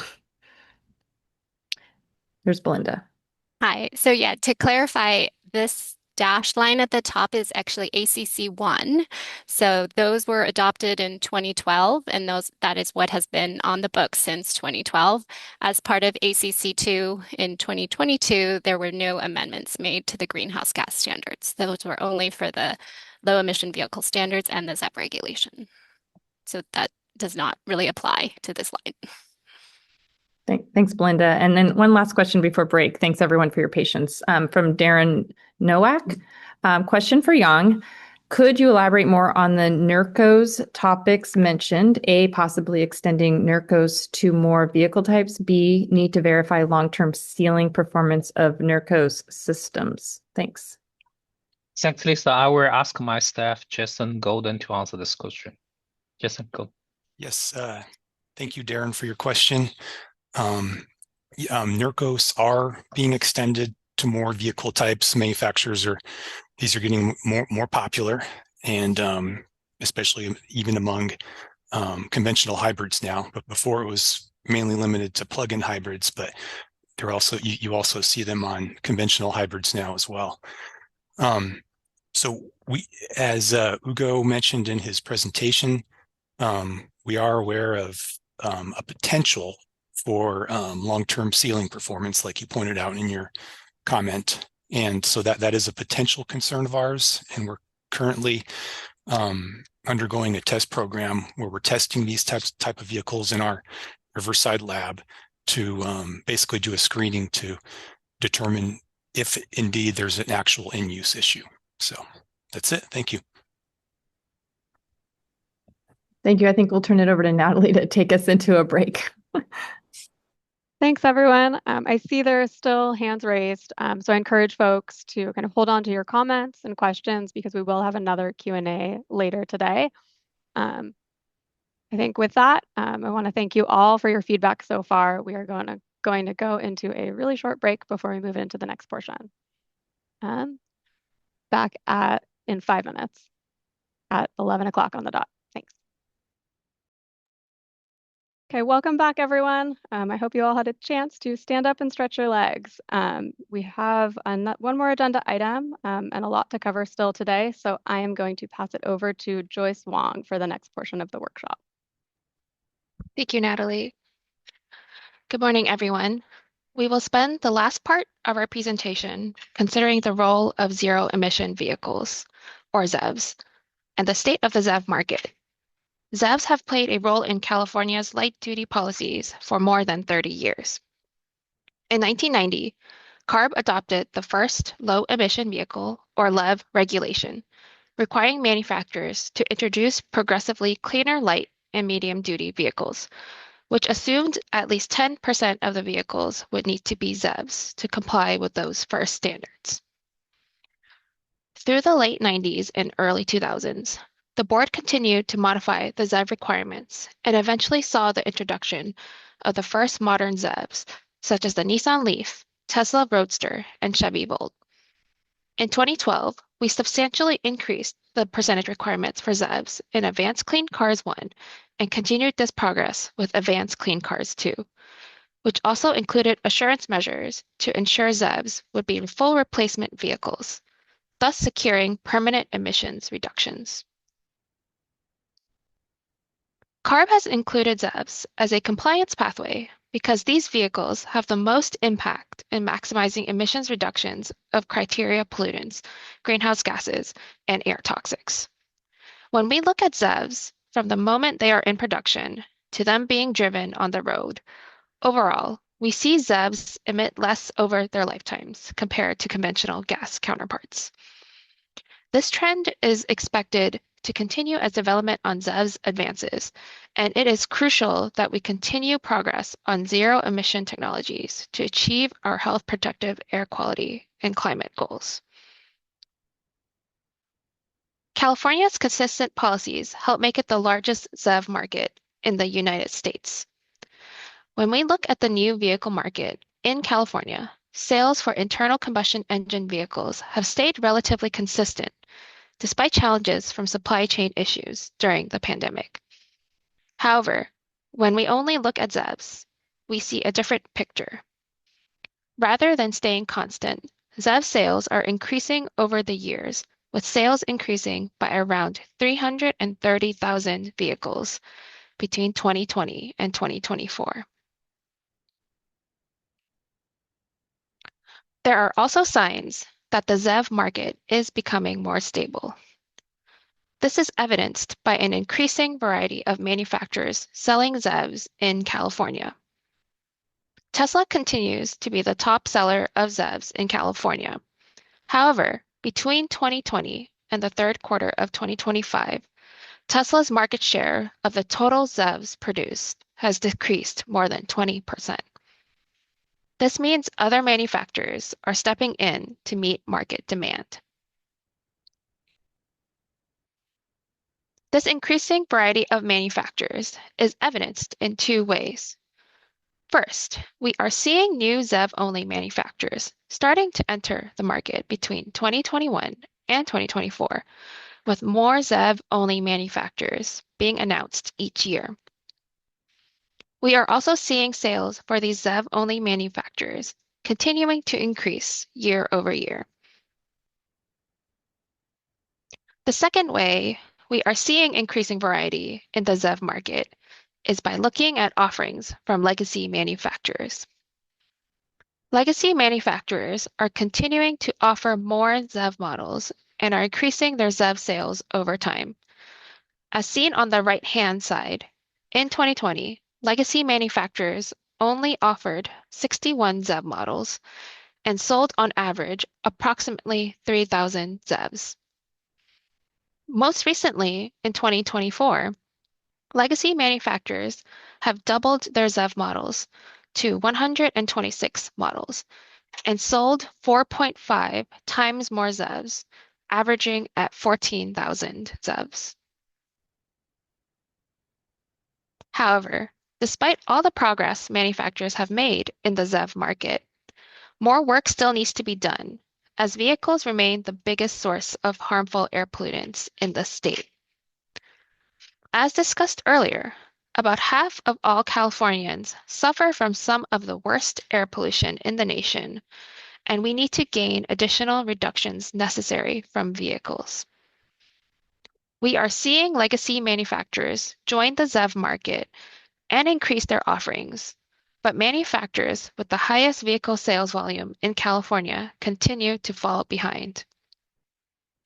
Their ZEV market shares remain below the average ZEV market share compared to manufacturers with lower vehicle sales volume. To ensure continued progress and cost-effectively achieve the maximum emissions reductions we need, we are considering various regulatory design options, and please note, these are not mutually exclusive. The first is fleet average standards that include ZEVs. Given the current state of the ZEV market and ZEV technology, do fleet average standards that include ZEVs provide sufficient market signal for continued investment in zero-emission technology? The second is establishing a ZEV percentage minimum floor. We could continue with a minimum ZEV requirement, but establish an industry floor to shore up reductions, rather than using only the minimum ZEV requirement as a primary reduction mechanism. The third is a ZEV anti-backsliding requirement, which would require manufacturers to maintain their own year-over-year ZEV share. We are also open to hearing from you all what additional policy mechanisms we should consider within the suite of regulations to bolster zero-emission technologies. To ensure that emission benefits from all the regulatory concepts we discussed today are long-lasting, there is a continued need to ensure that ZEV's utility be equivalent to conventional gasoline vehicles to meet driver needs. Today, we will focus on labeling and charging requirements, but we are interested in a broader discussion of ZEV certification standards moving forward. I will first discuss labeling requirements. The California Health and Safety Code provides CARB the authority to require new vehicles be affixed with a window sticker that provides relevant information. The current federally required fuel economy label provides limited information compared to what consumers are looking for today when they are considering a battery electric vehicle purchase. To that end, we are developing an updated California window sticker with improved metrics, which would accompany the federal label on new battery electric vehicles. Over the last year, we have collected feedback from surveys, focus groups, and community meetings, culminating in this draft battery electric vehicle window sticker displayed in this slide. This draft version displays the following types of metrics: the vehicle's estimated driving range under different conditions, such as during sustained highway driving or in cold temperatures, the vehicle's estimated charging speed when accessing public fast charging or when charging at home, and the battery warranty of the vehicle.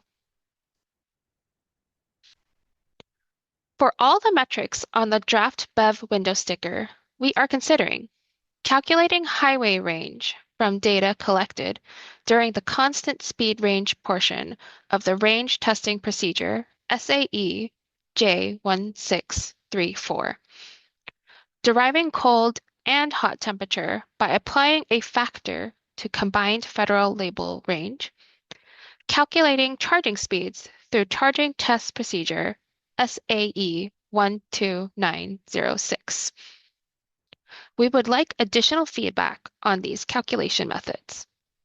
Also, building upon the work of the BEV window sticker, should staff also consider developing a plug-in hybrid electric vehicle window sticker? We will be sharing a link to the survey in the chat and releasing the survey later today through our listservs to gauge interest on this. Lastly, we are seeking input on model year applicability for the window sticker. The next topic I will be discussing is high-level communication. High-level communication dictates how electric vehicles and charging infrastructure initiate and maintain a charge session. Staff are currently considering high-level communication standards and conformance tests due to the lack of regulations or requirements for vehicle manufacturers to follow as written, and the lack of consistency in the implementation of these communication standards. Vehicle manufacturers instead have focused on implementing the standards in such a way that the vehicles achieve interoperability in real-life charging scenarios rather than conformance to the communication standards. They have also implemented these standards by customizing them to each vehicle and charging network. Staff aims to address these communication issues on the vehicle side and create a baseline for vehicles that are conformant to the communication standards. For the high-level communication standards and conformance test requirements, staff are considering applicability, adopting relevant standards, order of operations for communication to occur, plug and charge requirements, and standardized conformance tests. As we move forward, we would be seeking additional input on appropriate standards to consider, useful test cases, and model year applicability. Lastly, many participants in the ZEV Forward dialogues earlier this year emphasized the need to ensure ZEVs are equally reliable and repairable as their conventional ICE counterparts. Some suggestions we heard were to include battery warranty, vehicle durability, and battery state of health requirements. We want to continue to evaluate this as a part of the new rulemaking and are seeking input on additional actions we should explore to ensure consumers have reliable and repairable ZEVs. I will now move on to our next topic, which is the environmental impact analysis. CARB is preparing a programmatic level environmental impact analysis, or EIA, to assess the potential for adverse and beneficial environmental impacts associated with the rulemaking. The EIA is prepared according to the requirements of our Certified Regulatory Program under the California Environmental Quality Act, also known as CEQA. The EIA will be based on the anticipated reasonably foreseeable actions undertaken by entities in response to the rulemaking, which could have the potential to cause indirect physical changes to the environment. CARB is using the CEQA Environmental Checklist, Appendix G from the CEQA guidelines, as a framework for assessing the potential for significant impacts resulting from reasonably foreseeable actions. The checklist includes criteria related to resource areas, such as aesthetics, agricultural and forest resources, biological resources, cultural resources, geological and soil resources, hazards and hazardous materials, among others. The EIA will be included as an appendix to the staff report. The EIA will include a description of the reasonably foreseeable actions that appear most likely to occur, the potential adverse impacts and feasible mitigation measures, and alternative analysis. Staff welcomes public input on the appropriate scope and content of the EIA as it is being developed, including the reasonably foreseeable actions that may occur in response to the rulemaking, the potential of significant adverse impacts, potential feasible mitigation measures, and feasible alternatives to the rulemaking that could reduce or eliminate any significant adverse impacts.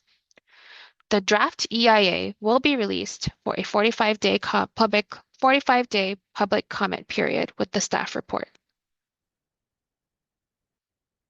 I will now go over our draft timeline for the new rulemaking. A comment period for this workshop opened today, and commenters will have until November 21st at 11:59 p.m. to submit comments. We will have our second workshop sometime in winter or spring of 2026. In tandem, we will be traveling across the state to hear from communities on our rulemaking, and then have our third workshop in summer of 2026. Sometime in fall or winter 2026, we will be releasing our staff report and then presenting to our board members in summer of 2027. For engaging communities during this process, we will work directly with community-based organizations in different regions of the state to put on 3 meetings.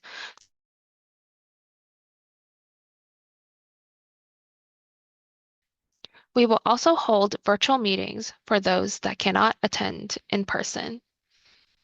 We don't want to reinvent the wheel or cause more meeting fatigue, so we'll tap into existing meetings and processes communities already know and use. During these meetings, we want to explore all the regulatory mechanisms we can use to continue prioritizing our communities. We will also be sure to coordinate across CARB and with other agencies so we are aligned and making the best use of resources. Finally, our engagement will be flexible. We'll adapt our approach to match the specific needs and interests of each community. And now I will pass it back to Natalie for the Q&A. Thanks, Joyce. So we are going to move into the last Q&A portion of today's workshop before we wrap up. So again, I know I mentioned it earlier, there are 2 ways to ask a question today, either raising your hand or asking a question in the Q&A box. Please introduce yourself with your name and affiliation. And again, we're going to try to switch off between verbal and chat questions. And finally, the questions posted in the Q&A box are visible to everyone attending the workshop. Just a reminder, today we're focusing on Q&A answers. on meeting material that has been presented. So I do also want to remind folks that there is a comment docket open now through November 21st. I think we're going to start with hand raisers this time. So the next question is from Lonnie Mason, and then Dean Taylor and Jamie Dow. You are the next two in the queue. Lonnie, I have allowed you to talk. Hopefully you can unmute your mic.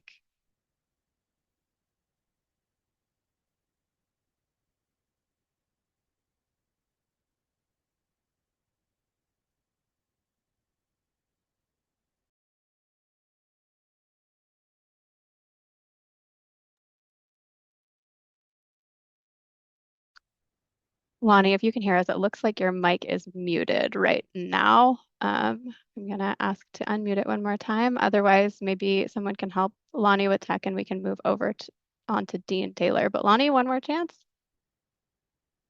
Okay, we will come back to you hopefully. Dean Taylor, I have allowed you to talk. Please unmute your mic. Can you hear me? Yeah, we can hear you. Thank you. I'm Dean Taylor representing the Strong Plug-in Hybrid Coalition. I have a comment and hopefully three quick questions. We did some research recently and we're kind of surprised to find that in other countries, China, Europe, the rest of the world, have 90 long-range plug-in hybrids with 50 to 250 miles all-electric range. And that's based on essentially a US EPA label range. And 26 plug-in hybrids and EREVs have over 110 miles all-electric range. We don't have these. These long-range plug-in hybrids and EREVs plug in for 80 to 95% of their miles. We very much want CARB to be a leader again in this technology, and we can go faster if we transition to this type of plug-in hybrid and avoid a lot of the problems that people talk about with the lower range plug-in hybrids. My questions are, the report to the governor mentioned that the Department of Consumer Affairs or Caltrans will be doing a lot of the ZEV assurance measures. But in this presentation, I see that CARB is still planning to do quite a bit of these window stickers and other things. So how will this work? It does not seem that these measures need a waiver, and you potentially could go much faster if with a rulemaking on them. Second question, this has to do with slide 23. How are you going to do incentives for new technology? And in ACC2, basically no incentives were allowed because you're targeting 100%. Third question, remind me, what is the upstream emission factors? And does this include mining and battery manufacturing? Again, that's also slide 23. Thank you. Thanks, Dean. We appreciate your comments. I am thinking that I know Anna Wong has been working on this piece. So Anna, I'm hoping I can just call on you to answer this question. I'm more than happy to answer your question, Dean, but could you repeat your first question? Because we're going to probably have to switch off between a couple of people to make sure your question is answered. Can you just repeat your first question, please? Yeah, the first question was the report to the governor mentioned that the Department of Consumer Affairs or Caltrans will be doing ZEV assurance measures. Yes. But you're doing some, it looks like, and plus I don't think you need a waiver. So why not go faster? Well, I'm not going to answer the waiver question necessarily, and I can invite Wesley back on to kind of help with that answer. But overall, we're looking for approaches that continue to protect emissions of vehicles and ensure that ZEVs can guarantee that those emission reductions are maintained as people switch from gasoline vehicles over to ZEVs. So we'll be looking through all of our different avenues in terms of how we can guarantee that those measures stay in place. So we will be working with other departments as directed by the executive order to explore all options. And okay, let's go to your second question, which I believe was on slide 23. And Belinda, do you want to answer that one? I believe it was about... Yeah, there was no incentives in ACC2 because you're going to 100%. So on slide 23, you say you're going to do incentives. How will that work? Okay, so slide 23, I think that was more referencing what was in the executive order N 2725, which actually was talking about what incentives could we put on the table as California government to incentivize, I believe, zero emission vehicles, if I'm looking, yep. And so that is not necessarily in the regulatory space, but it is in the broader space that is being considered of what we can do to continue down the path towards zero emission technologies, plug-in hybrids, and the sort. Okay, and lastly is upstream emissions, Dean, if I remember your Yeah, question. does that include mining and battery manufacturing? I are you asking about the current factor or what we're considering in the Both, I future? guess. Okay, the current factor does not. I'm looking at Belinda. Yes, it does not. And then we would be taking comment on what should be considered as we consider whether or not an upstream factor is still appropriate and what should be included into that factor. No decisions have been made yet. Thank you. Thanks, Dean. Thanks, Dean. Thanks, Anna. Lonnie, I'm going to go to you one more time, and I've just asked you to unmute. Okay, it looks like you are still muted. So Jamie Dow is next, and then Christopher Chavez. You're after that in the queue, and then we'll go to some of the Q&A box. But Jamie Dow, I've allowed you to unmute. Please. There we go. Hi. Okay, so quick comment, two questions. First, I hope and trust that CARB knows better than to fall for various fossil fuel misinformation that may have been mentioned on this call. And I'm happy for Mike's comments about the importance of fighting climate change. But in the interest of actual questions, I have two. One, this is sort of a minor question just on non-exhaust emissions. There's a recent study by EIT Urban Mobility in Europe talking about non-exhaust emissions of electric vehicles and how they're much lower for brake emissions due to regenerative braking. I'm just wondering if CARB will be taking that into account on the non-exhaust emissions regulation front. And then number two is whether CARB is considering doing more to correct for the massive subsidy that polluting vehicles receive via unpriced externalities. I know we have the LCFS, which is kind of sort of a pollution price, but I've seen estimates, and this was many years ago, around $4 in health and environmental costs per gallon of gasoline burned. We don't have that high of a pollution price on gallons of gasoline. So I'm wondering if we'll ever see a correction for that, or if gas vehicles will always be subsidized by our lungs instead of having like a realistic one-to-one, this is how much you're causing in health costs by burning a gallon of gasoline, and this is how much you're going to have to pay into some sort of fund that would either do that, either correct for that or for other clean initiatives like public transport or something. Thanks for your question, Jamie. I think the first part, maybe Yang, I think you've been thinking about the non-exhaust emissions. Yes. I'm not sure. Okay. Yeah. Jamie, I only count the first part. Second part sounds like a little bit too complicated for for this kind of topic we're presenting here. Yeah. The EV vehicles have the regeneration emission regeneration braking system. Yes, they did. They do reduce quite a lot of the non-exhaust emission, particularly brake wheel, the emissions there, and the CARB beware about that. And we're thinking about it, which we said it's we're looking for any kind of options could causing the non-exhaust PM reduction for that part. So this could be one of the measure for that one.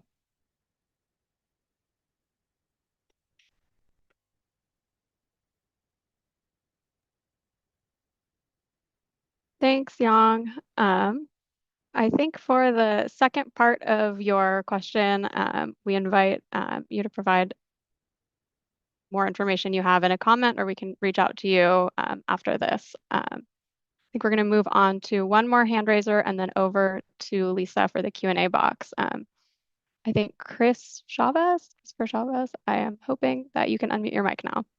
Yes, good morning. This is Chris Chavez, Deputy Policy Director, Coalition for Clean Air. First, I'll give CARB time to actually put together a proposal before, you know, damning it or supporting it. I know this is the beginning of the process, so we are still looking to see what sort of regulation that CARB actually proposes. But I do want to say I appreciate CARB's interest in looking at smog forming pollutants. Yes, we do know that you know that transportation is responsible for about 50% once you include upstream emissions, fuel production, et cetera, of our greenhouse gas emissions, but it's about 80% of our smog forming pollutants. And that really has an impact on low income and disadvantaged communities.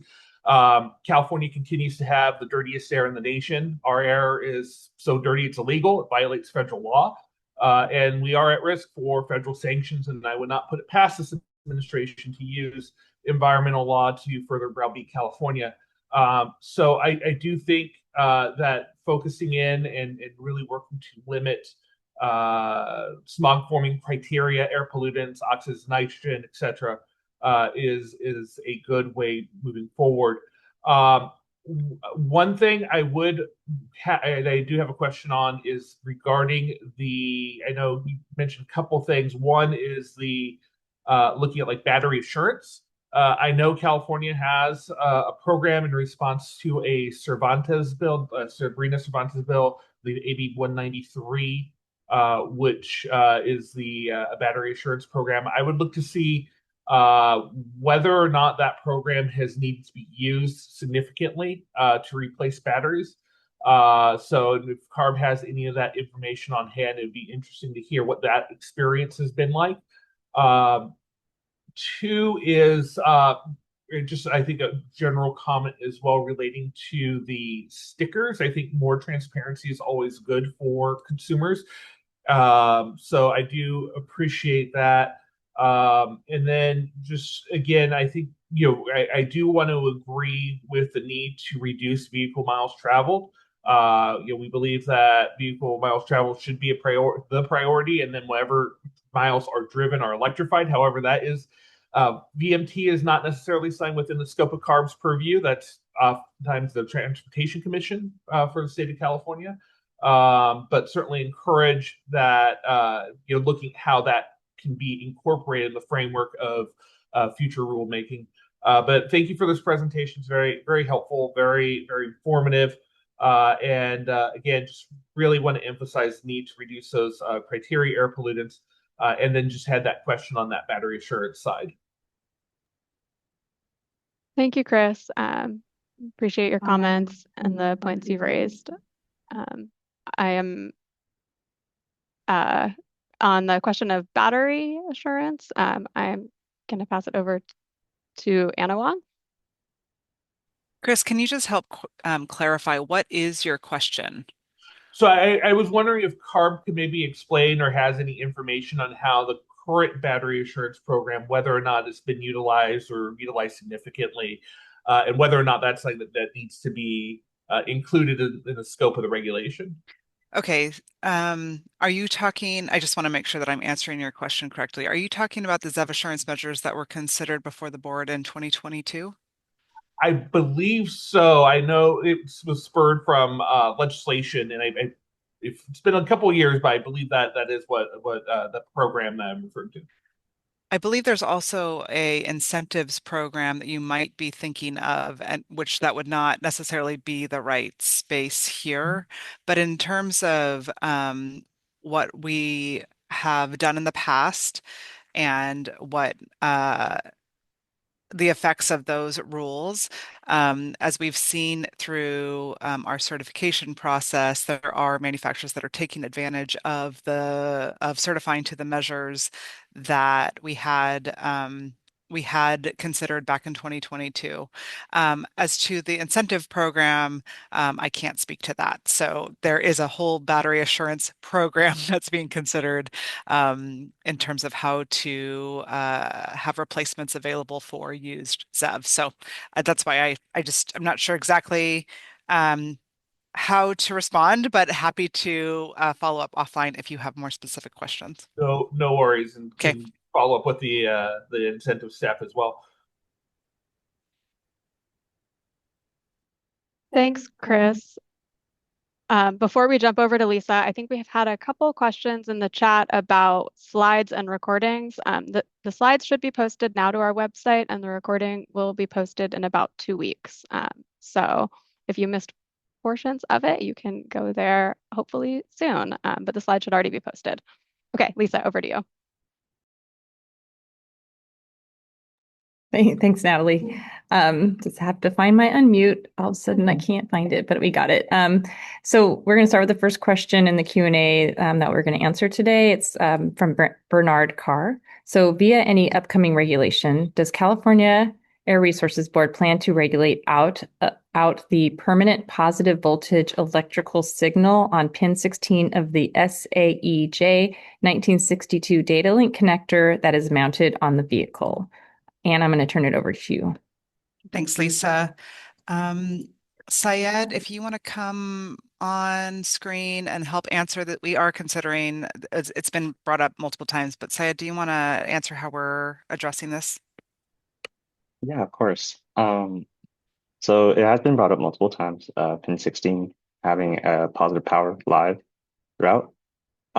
We adopt the standard J1962. So we plan to consider this comment and work with the establishing committee to see if we need to amend that requirement or not. Thank you. Thanks, Syed. The next question is from Wade Parker. I am wondering how the early compliance credits will affect all electric manufacturers such as Rivian and Tesla. Will there be a cap on tradable credits for these OEMs? Anna. It's unclear which program that you're talking about, and we would be open to considering the kinds of limitations that would be in place. But I don't foresee a future in which we would differentiate between the type of company that is producing the credit if there was that sort of provision that was adopted. So they would be blind to the type of company that would be producing that credit and more looking at those that are complying early with the program. So it would not be just focused at one type of company over another. Thanks, Anna. The next question is from Victoria Pluim. When will draft regulatory text be made publicly available?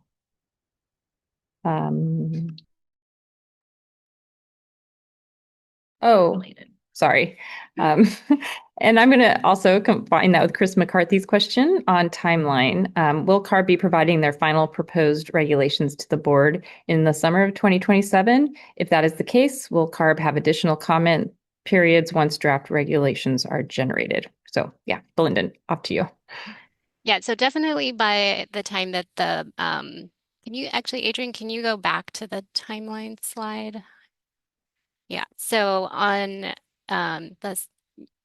where the release of the staff report is, that's when you'll see the first iteration of the proposed language. I guess we will see what happens in that comment period, whether then there would be another final set of proposed regulations happening between the release of the staff report and the board meeting.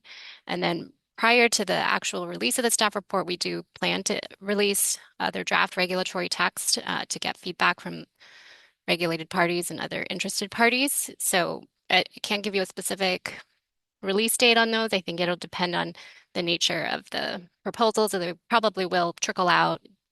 There are a lot of regulatory code sections involved. So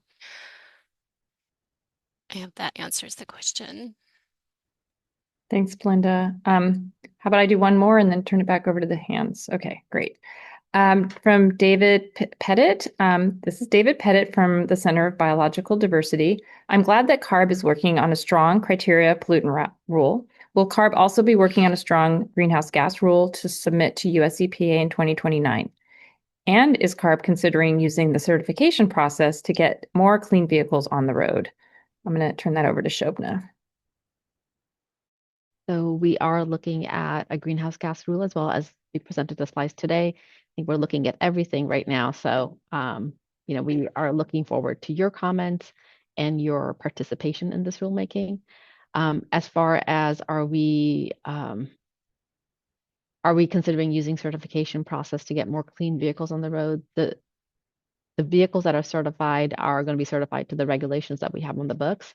And since we did emergency rulemaking recently, it is, manufacturers have the option to either comply to Advanced Clean Cars 1 regulations, and in the MAC, we clarified 3 pathways.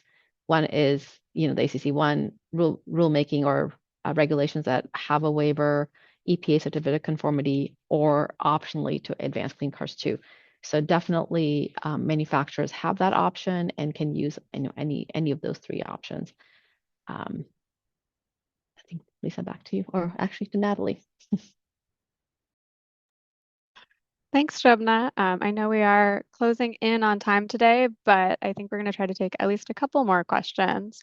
So Denise Lee, you are the next in the queue, and then Neil Kohler and Bill McGovern. So Denise, I've allowed you to talk. Please unmute. Hi, can you hear me? Yeah, we can hear you. Hey, thanks so much for today's presentation. I am a policy advisor for Clean Energy Canada, so not a Californian, but we wanted to learn and see what, leading jurisdictions were doing to see what we could apply up north. And what I'm hearing a lot of today is a lot of methodology improvements. And I was curious as we heard some announcements about potentially harmonizing with the EU, which could bring in affordable EV models and, address a lot of the concerns people are mentioning here. Is there a lot of discussion at CARB? I don't know if this is the right level of government to discuss this, on how you would integrate foreign EV models into all of these, restrictions and requirements. Thanks for that question, Denise. I think we probably want to circle back with you offline and get the right folks in the room to have that conversation, but we really appreciate it. No worries. Let us know your dot too. I think the next question from Neil Kohler. I have allowed you to talk, so please unmute your mic. Hello, can you hear me? We can. Yes, great. Neil Curler with the Renewable Fuels Association, representing ethanol producers and marketers in the United States. And it was slide 23, which Dean Taylor was referring to as well in what was on your website. Your current presentation has a different slide number, maybe 36, on the treatment of vehicle technologies. Make sure we got the right one there. And it's specifically asking about the incentives, and that's what Dean was asking about as well, on how you're thinking about incentivizing, particularly when it comes to ethanol fueled vehicles, which is our interest and focus. The flexible fueled vehicles have been a real success story, one of the fastest growing, if not the fastest growing alternative fuel in California. We have over 600 stations that are currently and growing that are distributing E85. Affordability was top of mind for this presentation, and certainly Chris Grunler's original remarks, which I appreciated, about affordability. And you can buy E85 for $2 a gallon, less than regular fuel. It significantly reduces tailpipe emissions as well as greenhouse gas emissions. So, in terms of meeting both economic and environmental and consumer choice issues, it seems like a very natural way to go. And, we certainly see that it is such a negligible cost. And automakers are not currently producing much in the way of new FFE vehicles, and we need to change that. Otherwise, we won't see the continued growth and opportunities the 85 affords. So just curious how you're thinking about that from an incentive basis. I mean, from our perspective, just simply requiring new cars to have that optionality sold model year certain to be FFE capable allows a tremendous opportunity for consumers in the environment. So just curious how you're thinking about the FFEs. Hi, Neil. Thanks for your comment and question. I think Belinda, do you want to start us off? Yeah, I would say we're at the beginning still of our thinking, so we would love to hear from all the regulated parties and other interested people and their ideas for incentivizing. I know EPA has an R factor that kind of is preferential towards flex fuel vehicles, so that's the immediate kind of starting idea, but there could be other ideas out there as well.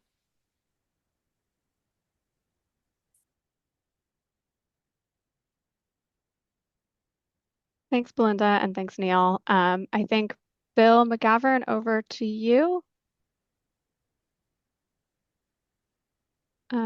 Or did you just lower your hand? Okay. I think we only have a couple minutes left. Lisa, are there any pending Q&A box questions that we want to answer? Yeah, we have probably a couple, but I think we can probably get through them pretty quick. So from Carlos Agudelo, is CARB considering a metric for total emissions combining engine, brake, and tire? Even though brakes would emit less on vehicles with regen, tire emissions from BEVs could be higher compared to internal combustion engines. And I think Yang is going to answer that one. Yeah, thanks, Carlos. A very interesting suggestion for discussions, you know that the non-exhaust emission things are still relatively new to CARB. We're still do lots of investigation and study on these things, and the feedback to your answer is that we're still working on that, and we could not say that we'll be combine them or not combine them, but we'll be follow up on that topics. Thanks, Yang. Appreciate that. The next question is from Darren Nowak. Do you have any ideas on how PHEV or EREV might be treated differently under drive forward? How strongly would plug-in hybrid electric vehicles or EREV be incentivized relative to each other and relative to battery electric vehicles under drive forward? Belinda. Yeah, I think we're still trying to determine what makes an EREV different from a plug-in hybrid. So we're really interested in people's positions on that. Yeah, and so I think to the degree that they may offer greater emission reductions, we would consider incentivizing an EREV over a plug-in hybrid, but I don't know that we know exactly yet the mechanisms. And I don't know if you have other, okay. Great, thanks. I think there's one more thing to add. I yeah. know in the presentation too, we had flagged a couple places where EREVs came up, so you could reference the slides online and submit comments on that. Thanks, Belinda. Rashid Shaikh, has CARB given any thought to BEVs or PHEVs with battery recycling and whether this might be part of the regulatory incentives? Anna. I think that it's an interesting idea, and I'd welcome comments on the kind of data that anyone has on how that relates to emission reductions related to ZEVs and their overall benefit. So I'm really interested to hear more about your ideas. We have thought about recycling in the form of a battery label and how that helps that process, but not explicit crediting to this point. So happy to hear all suggestions in that area.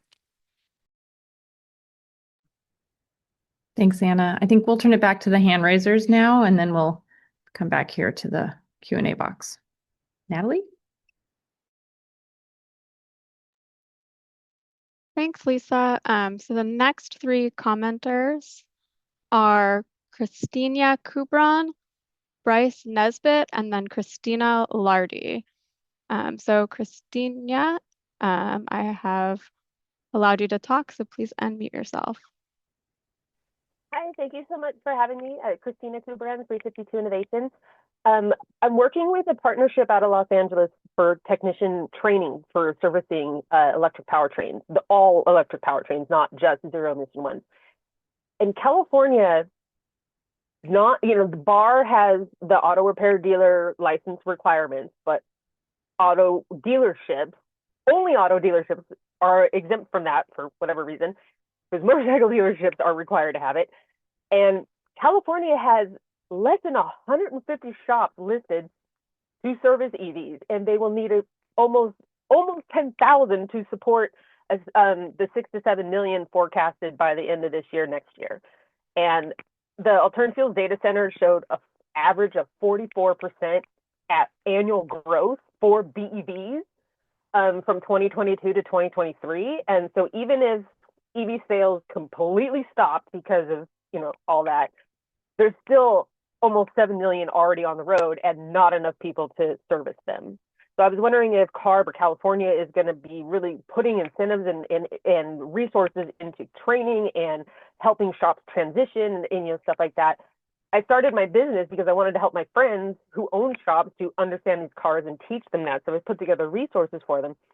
But there's less than 150 shops and we're going to need almost 10,000. So thank you. Thank you for letting me talk. Thanks, Christina, for your comment. I hope I'm saying that your first name right.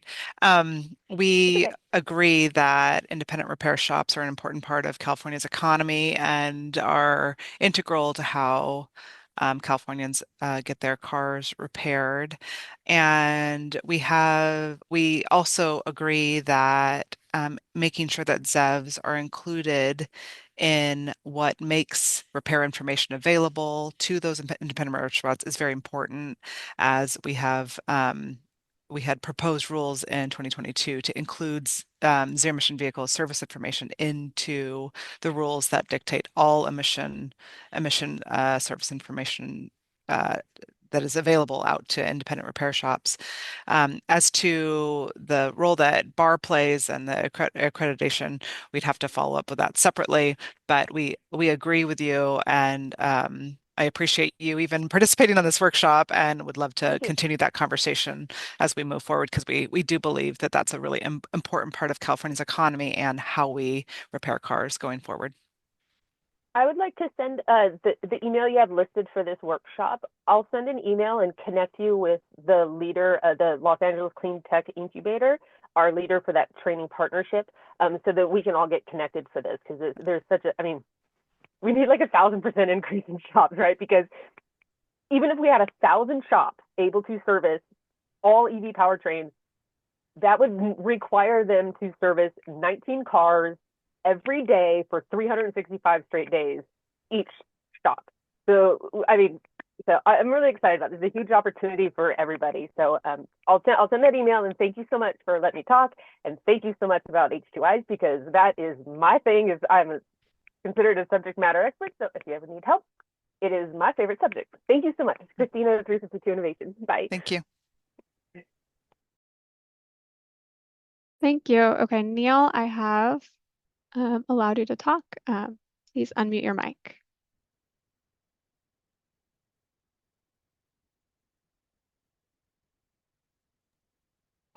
I already spoke, so. Oh, sorry. All right. But nice to be called upon again. Yeah. Okay, I think maybe Bryce Nesbitt, and then maybe over to Lisa for final Q&A box if we have. So Bryce, allowed you to talk. I hope. Hello, this is Bryce, and here representing the EV Charging for All Coalition and the National Charging Access Coalition. So charging an EV at home, pretty convenient. Charging an EV at an apartment, doesn't always work so well. Now, there is a new regulation in California that multifamily buildings permitted after the 1st of January 2026 will have to have what's called direct wiring. And that's all good. But the receptacle standards in that regulation and the chargers that CARB requires be sold with every new EV don't line up. The CARB travel chargers that come with new vehicles don't plug in to those new apartments. What levels of CARB are aware of this issue, and what action is possible on this issue so that people driving a new car can come home to their new apartment and simply plug in?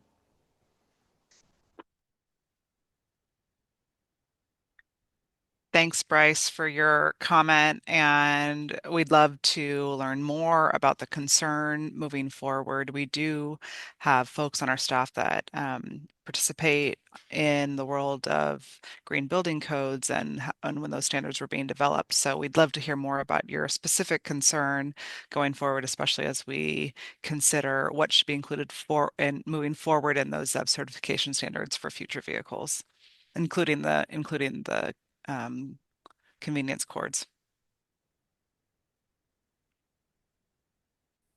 Thanks, Bryce and Anna. And Christina, I think I skipped over you. Apologies. I have allowed you to talk, so please unmute yourself. Hello, can you hear me? Yeah, we can hear you. Sorry about that. Thank you. I'm so nervous about public speaking anyway. So I'm like, my name is Christina Lardy and I'm speaking on behalf of myself. I recently was more introduced to the automotive, I guess, industry or the whole car community within the last few years. My dad was really into classic cars and he had purchased a 69 Camaro for him and I to build together. Unfortunately, he passed before we had the opportunity to do that, and I didn't even know how to jump a battery, change a tire, any of those things. So within the last few years, I've really deep dived, and I've really discovered how amazing the community is, not just with classic cars. Now the cars that were in the 80s and the 90s are becoming more popular, and the communities around that. I've seen some of this takeover stuff, which is not the core of the community that I've been involved with at all. The core of the community really speaks out against that type of behavior. But I see a lot of families, kids, just amazing community that has helped me find new purpose.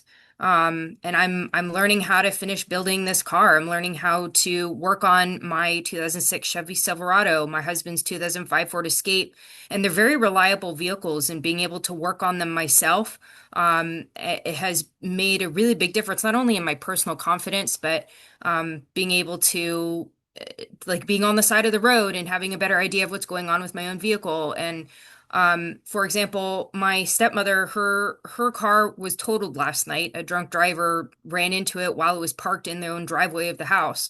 And thinking about all of these, like I have nothing against electric vehicles. I've been to some of these big events, SEMA and PRI, and they have a lot of really cool innovation in regards to electric vehicles. I don't want to be forced into it. Like my stepmother's going to have to total this car, and thinking about new cars would have to be the electric zero emissions vehicles. I don't even like driving some of the new cars today. I've tried some of them, several of them as rental vehicles as I travel for work. That I really don't like. I don't like them. I don't like how they drive. I don't like how they beep at me for pretty much everything. And I'm a good driver. I've it's one of those things that I don't it really concerns me about my personal freedom and choice of vehicle, being able to work on my own vehicle. I also know a lot of people who do this for a living, who've been working on these vehicles for their entire lives, and people just getting into it. That changing the ability of people's choice, I I I don't agree with that.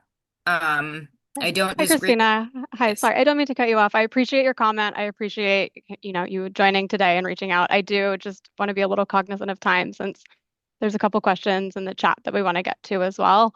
But I appreciate your comment today, and please don't hesitate to follow up with us after or submit a comment in our comment docket.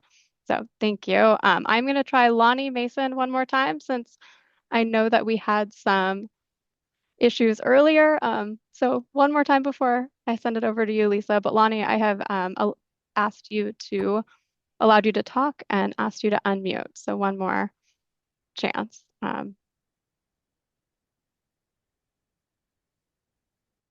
Okay, Lisa, maybe we'll send it over to you if there's any questions. Thanks, Natalie. Okay, we have just a couple more here. Sarah Samurai, her comment is for greenhouse gas early action incentives, what model year would that start?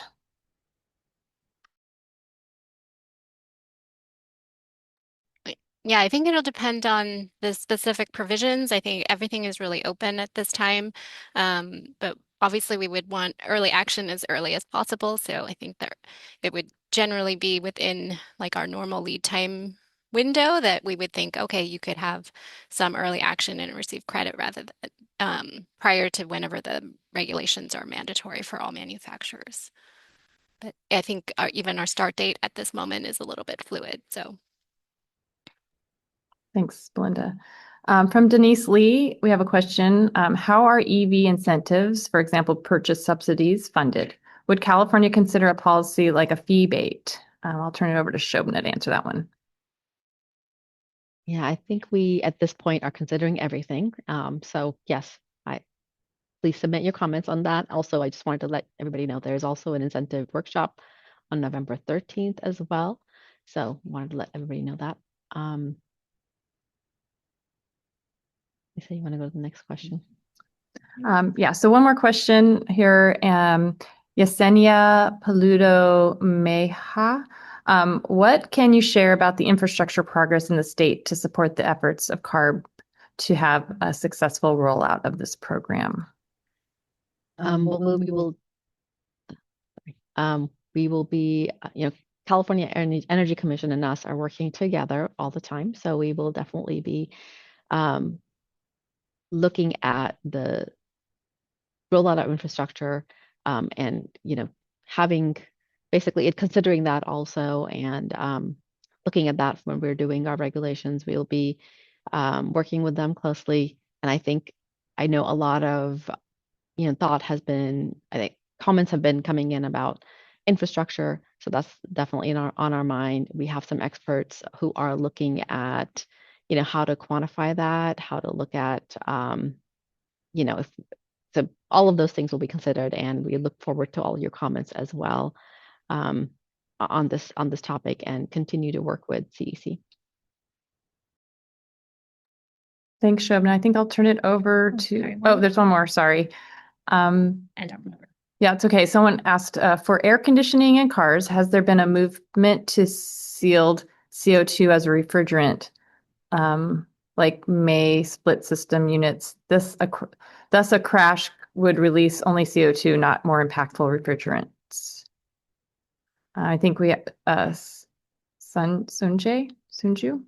Yeah, this is Sungju.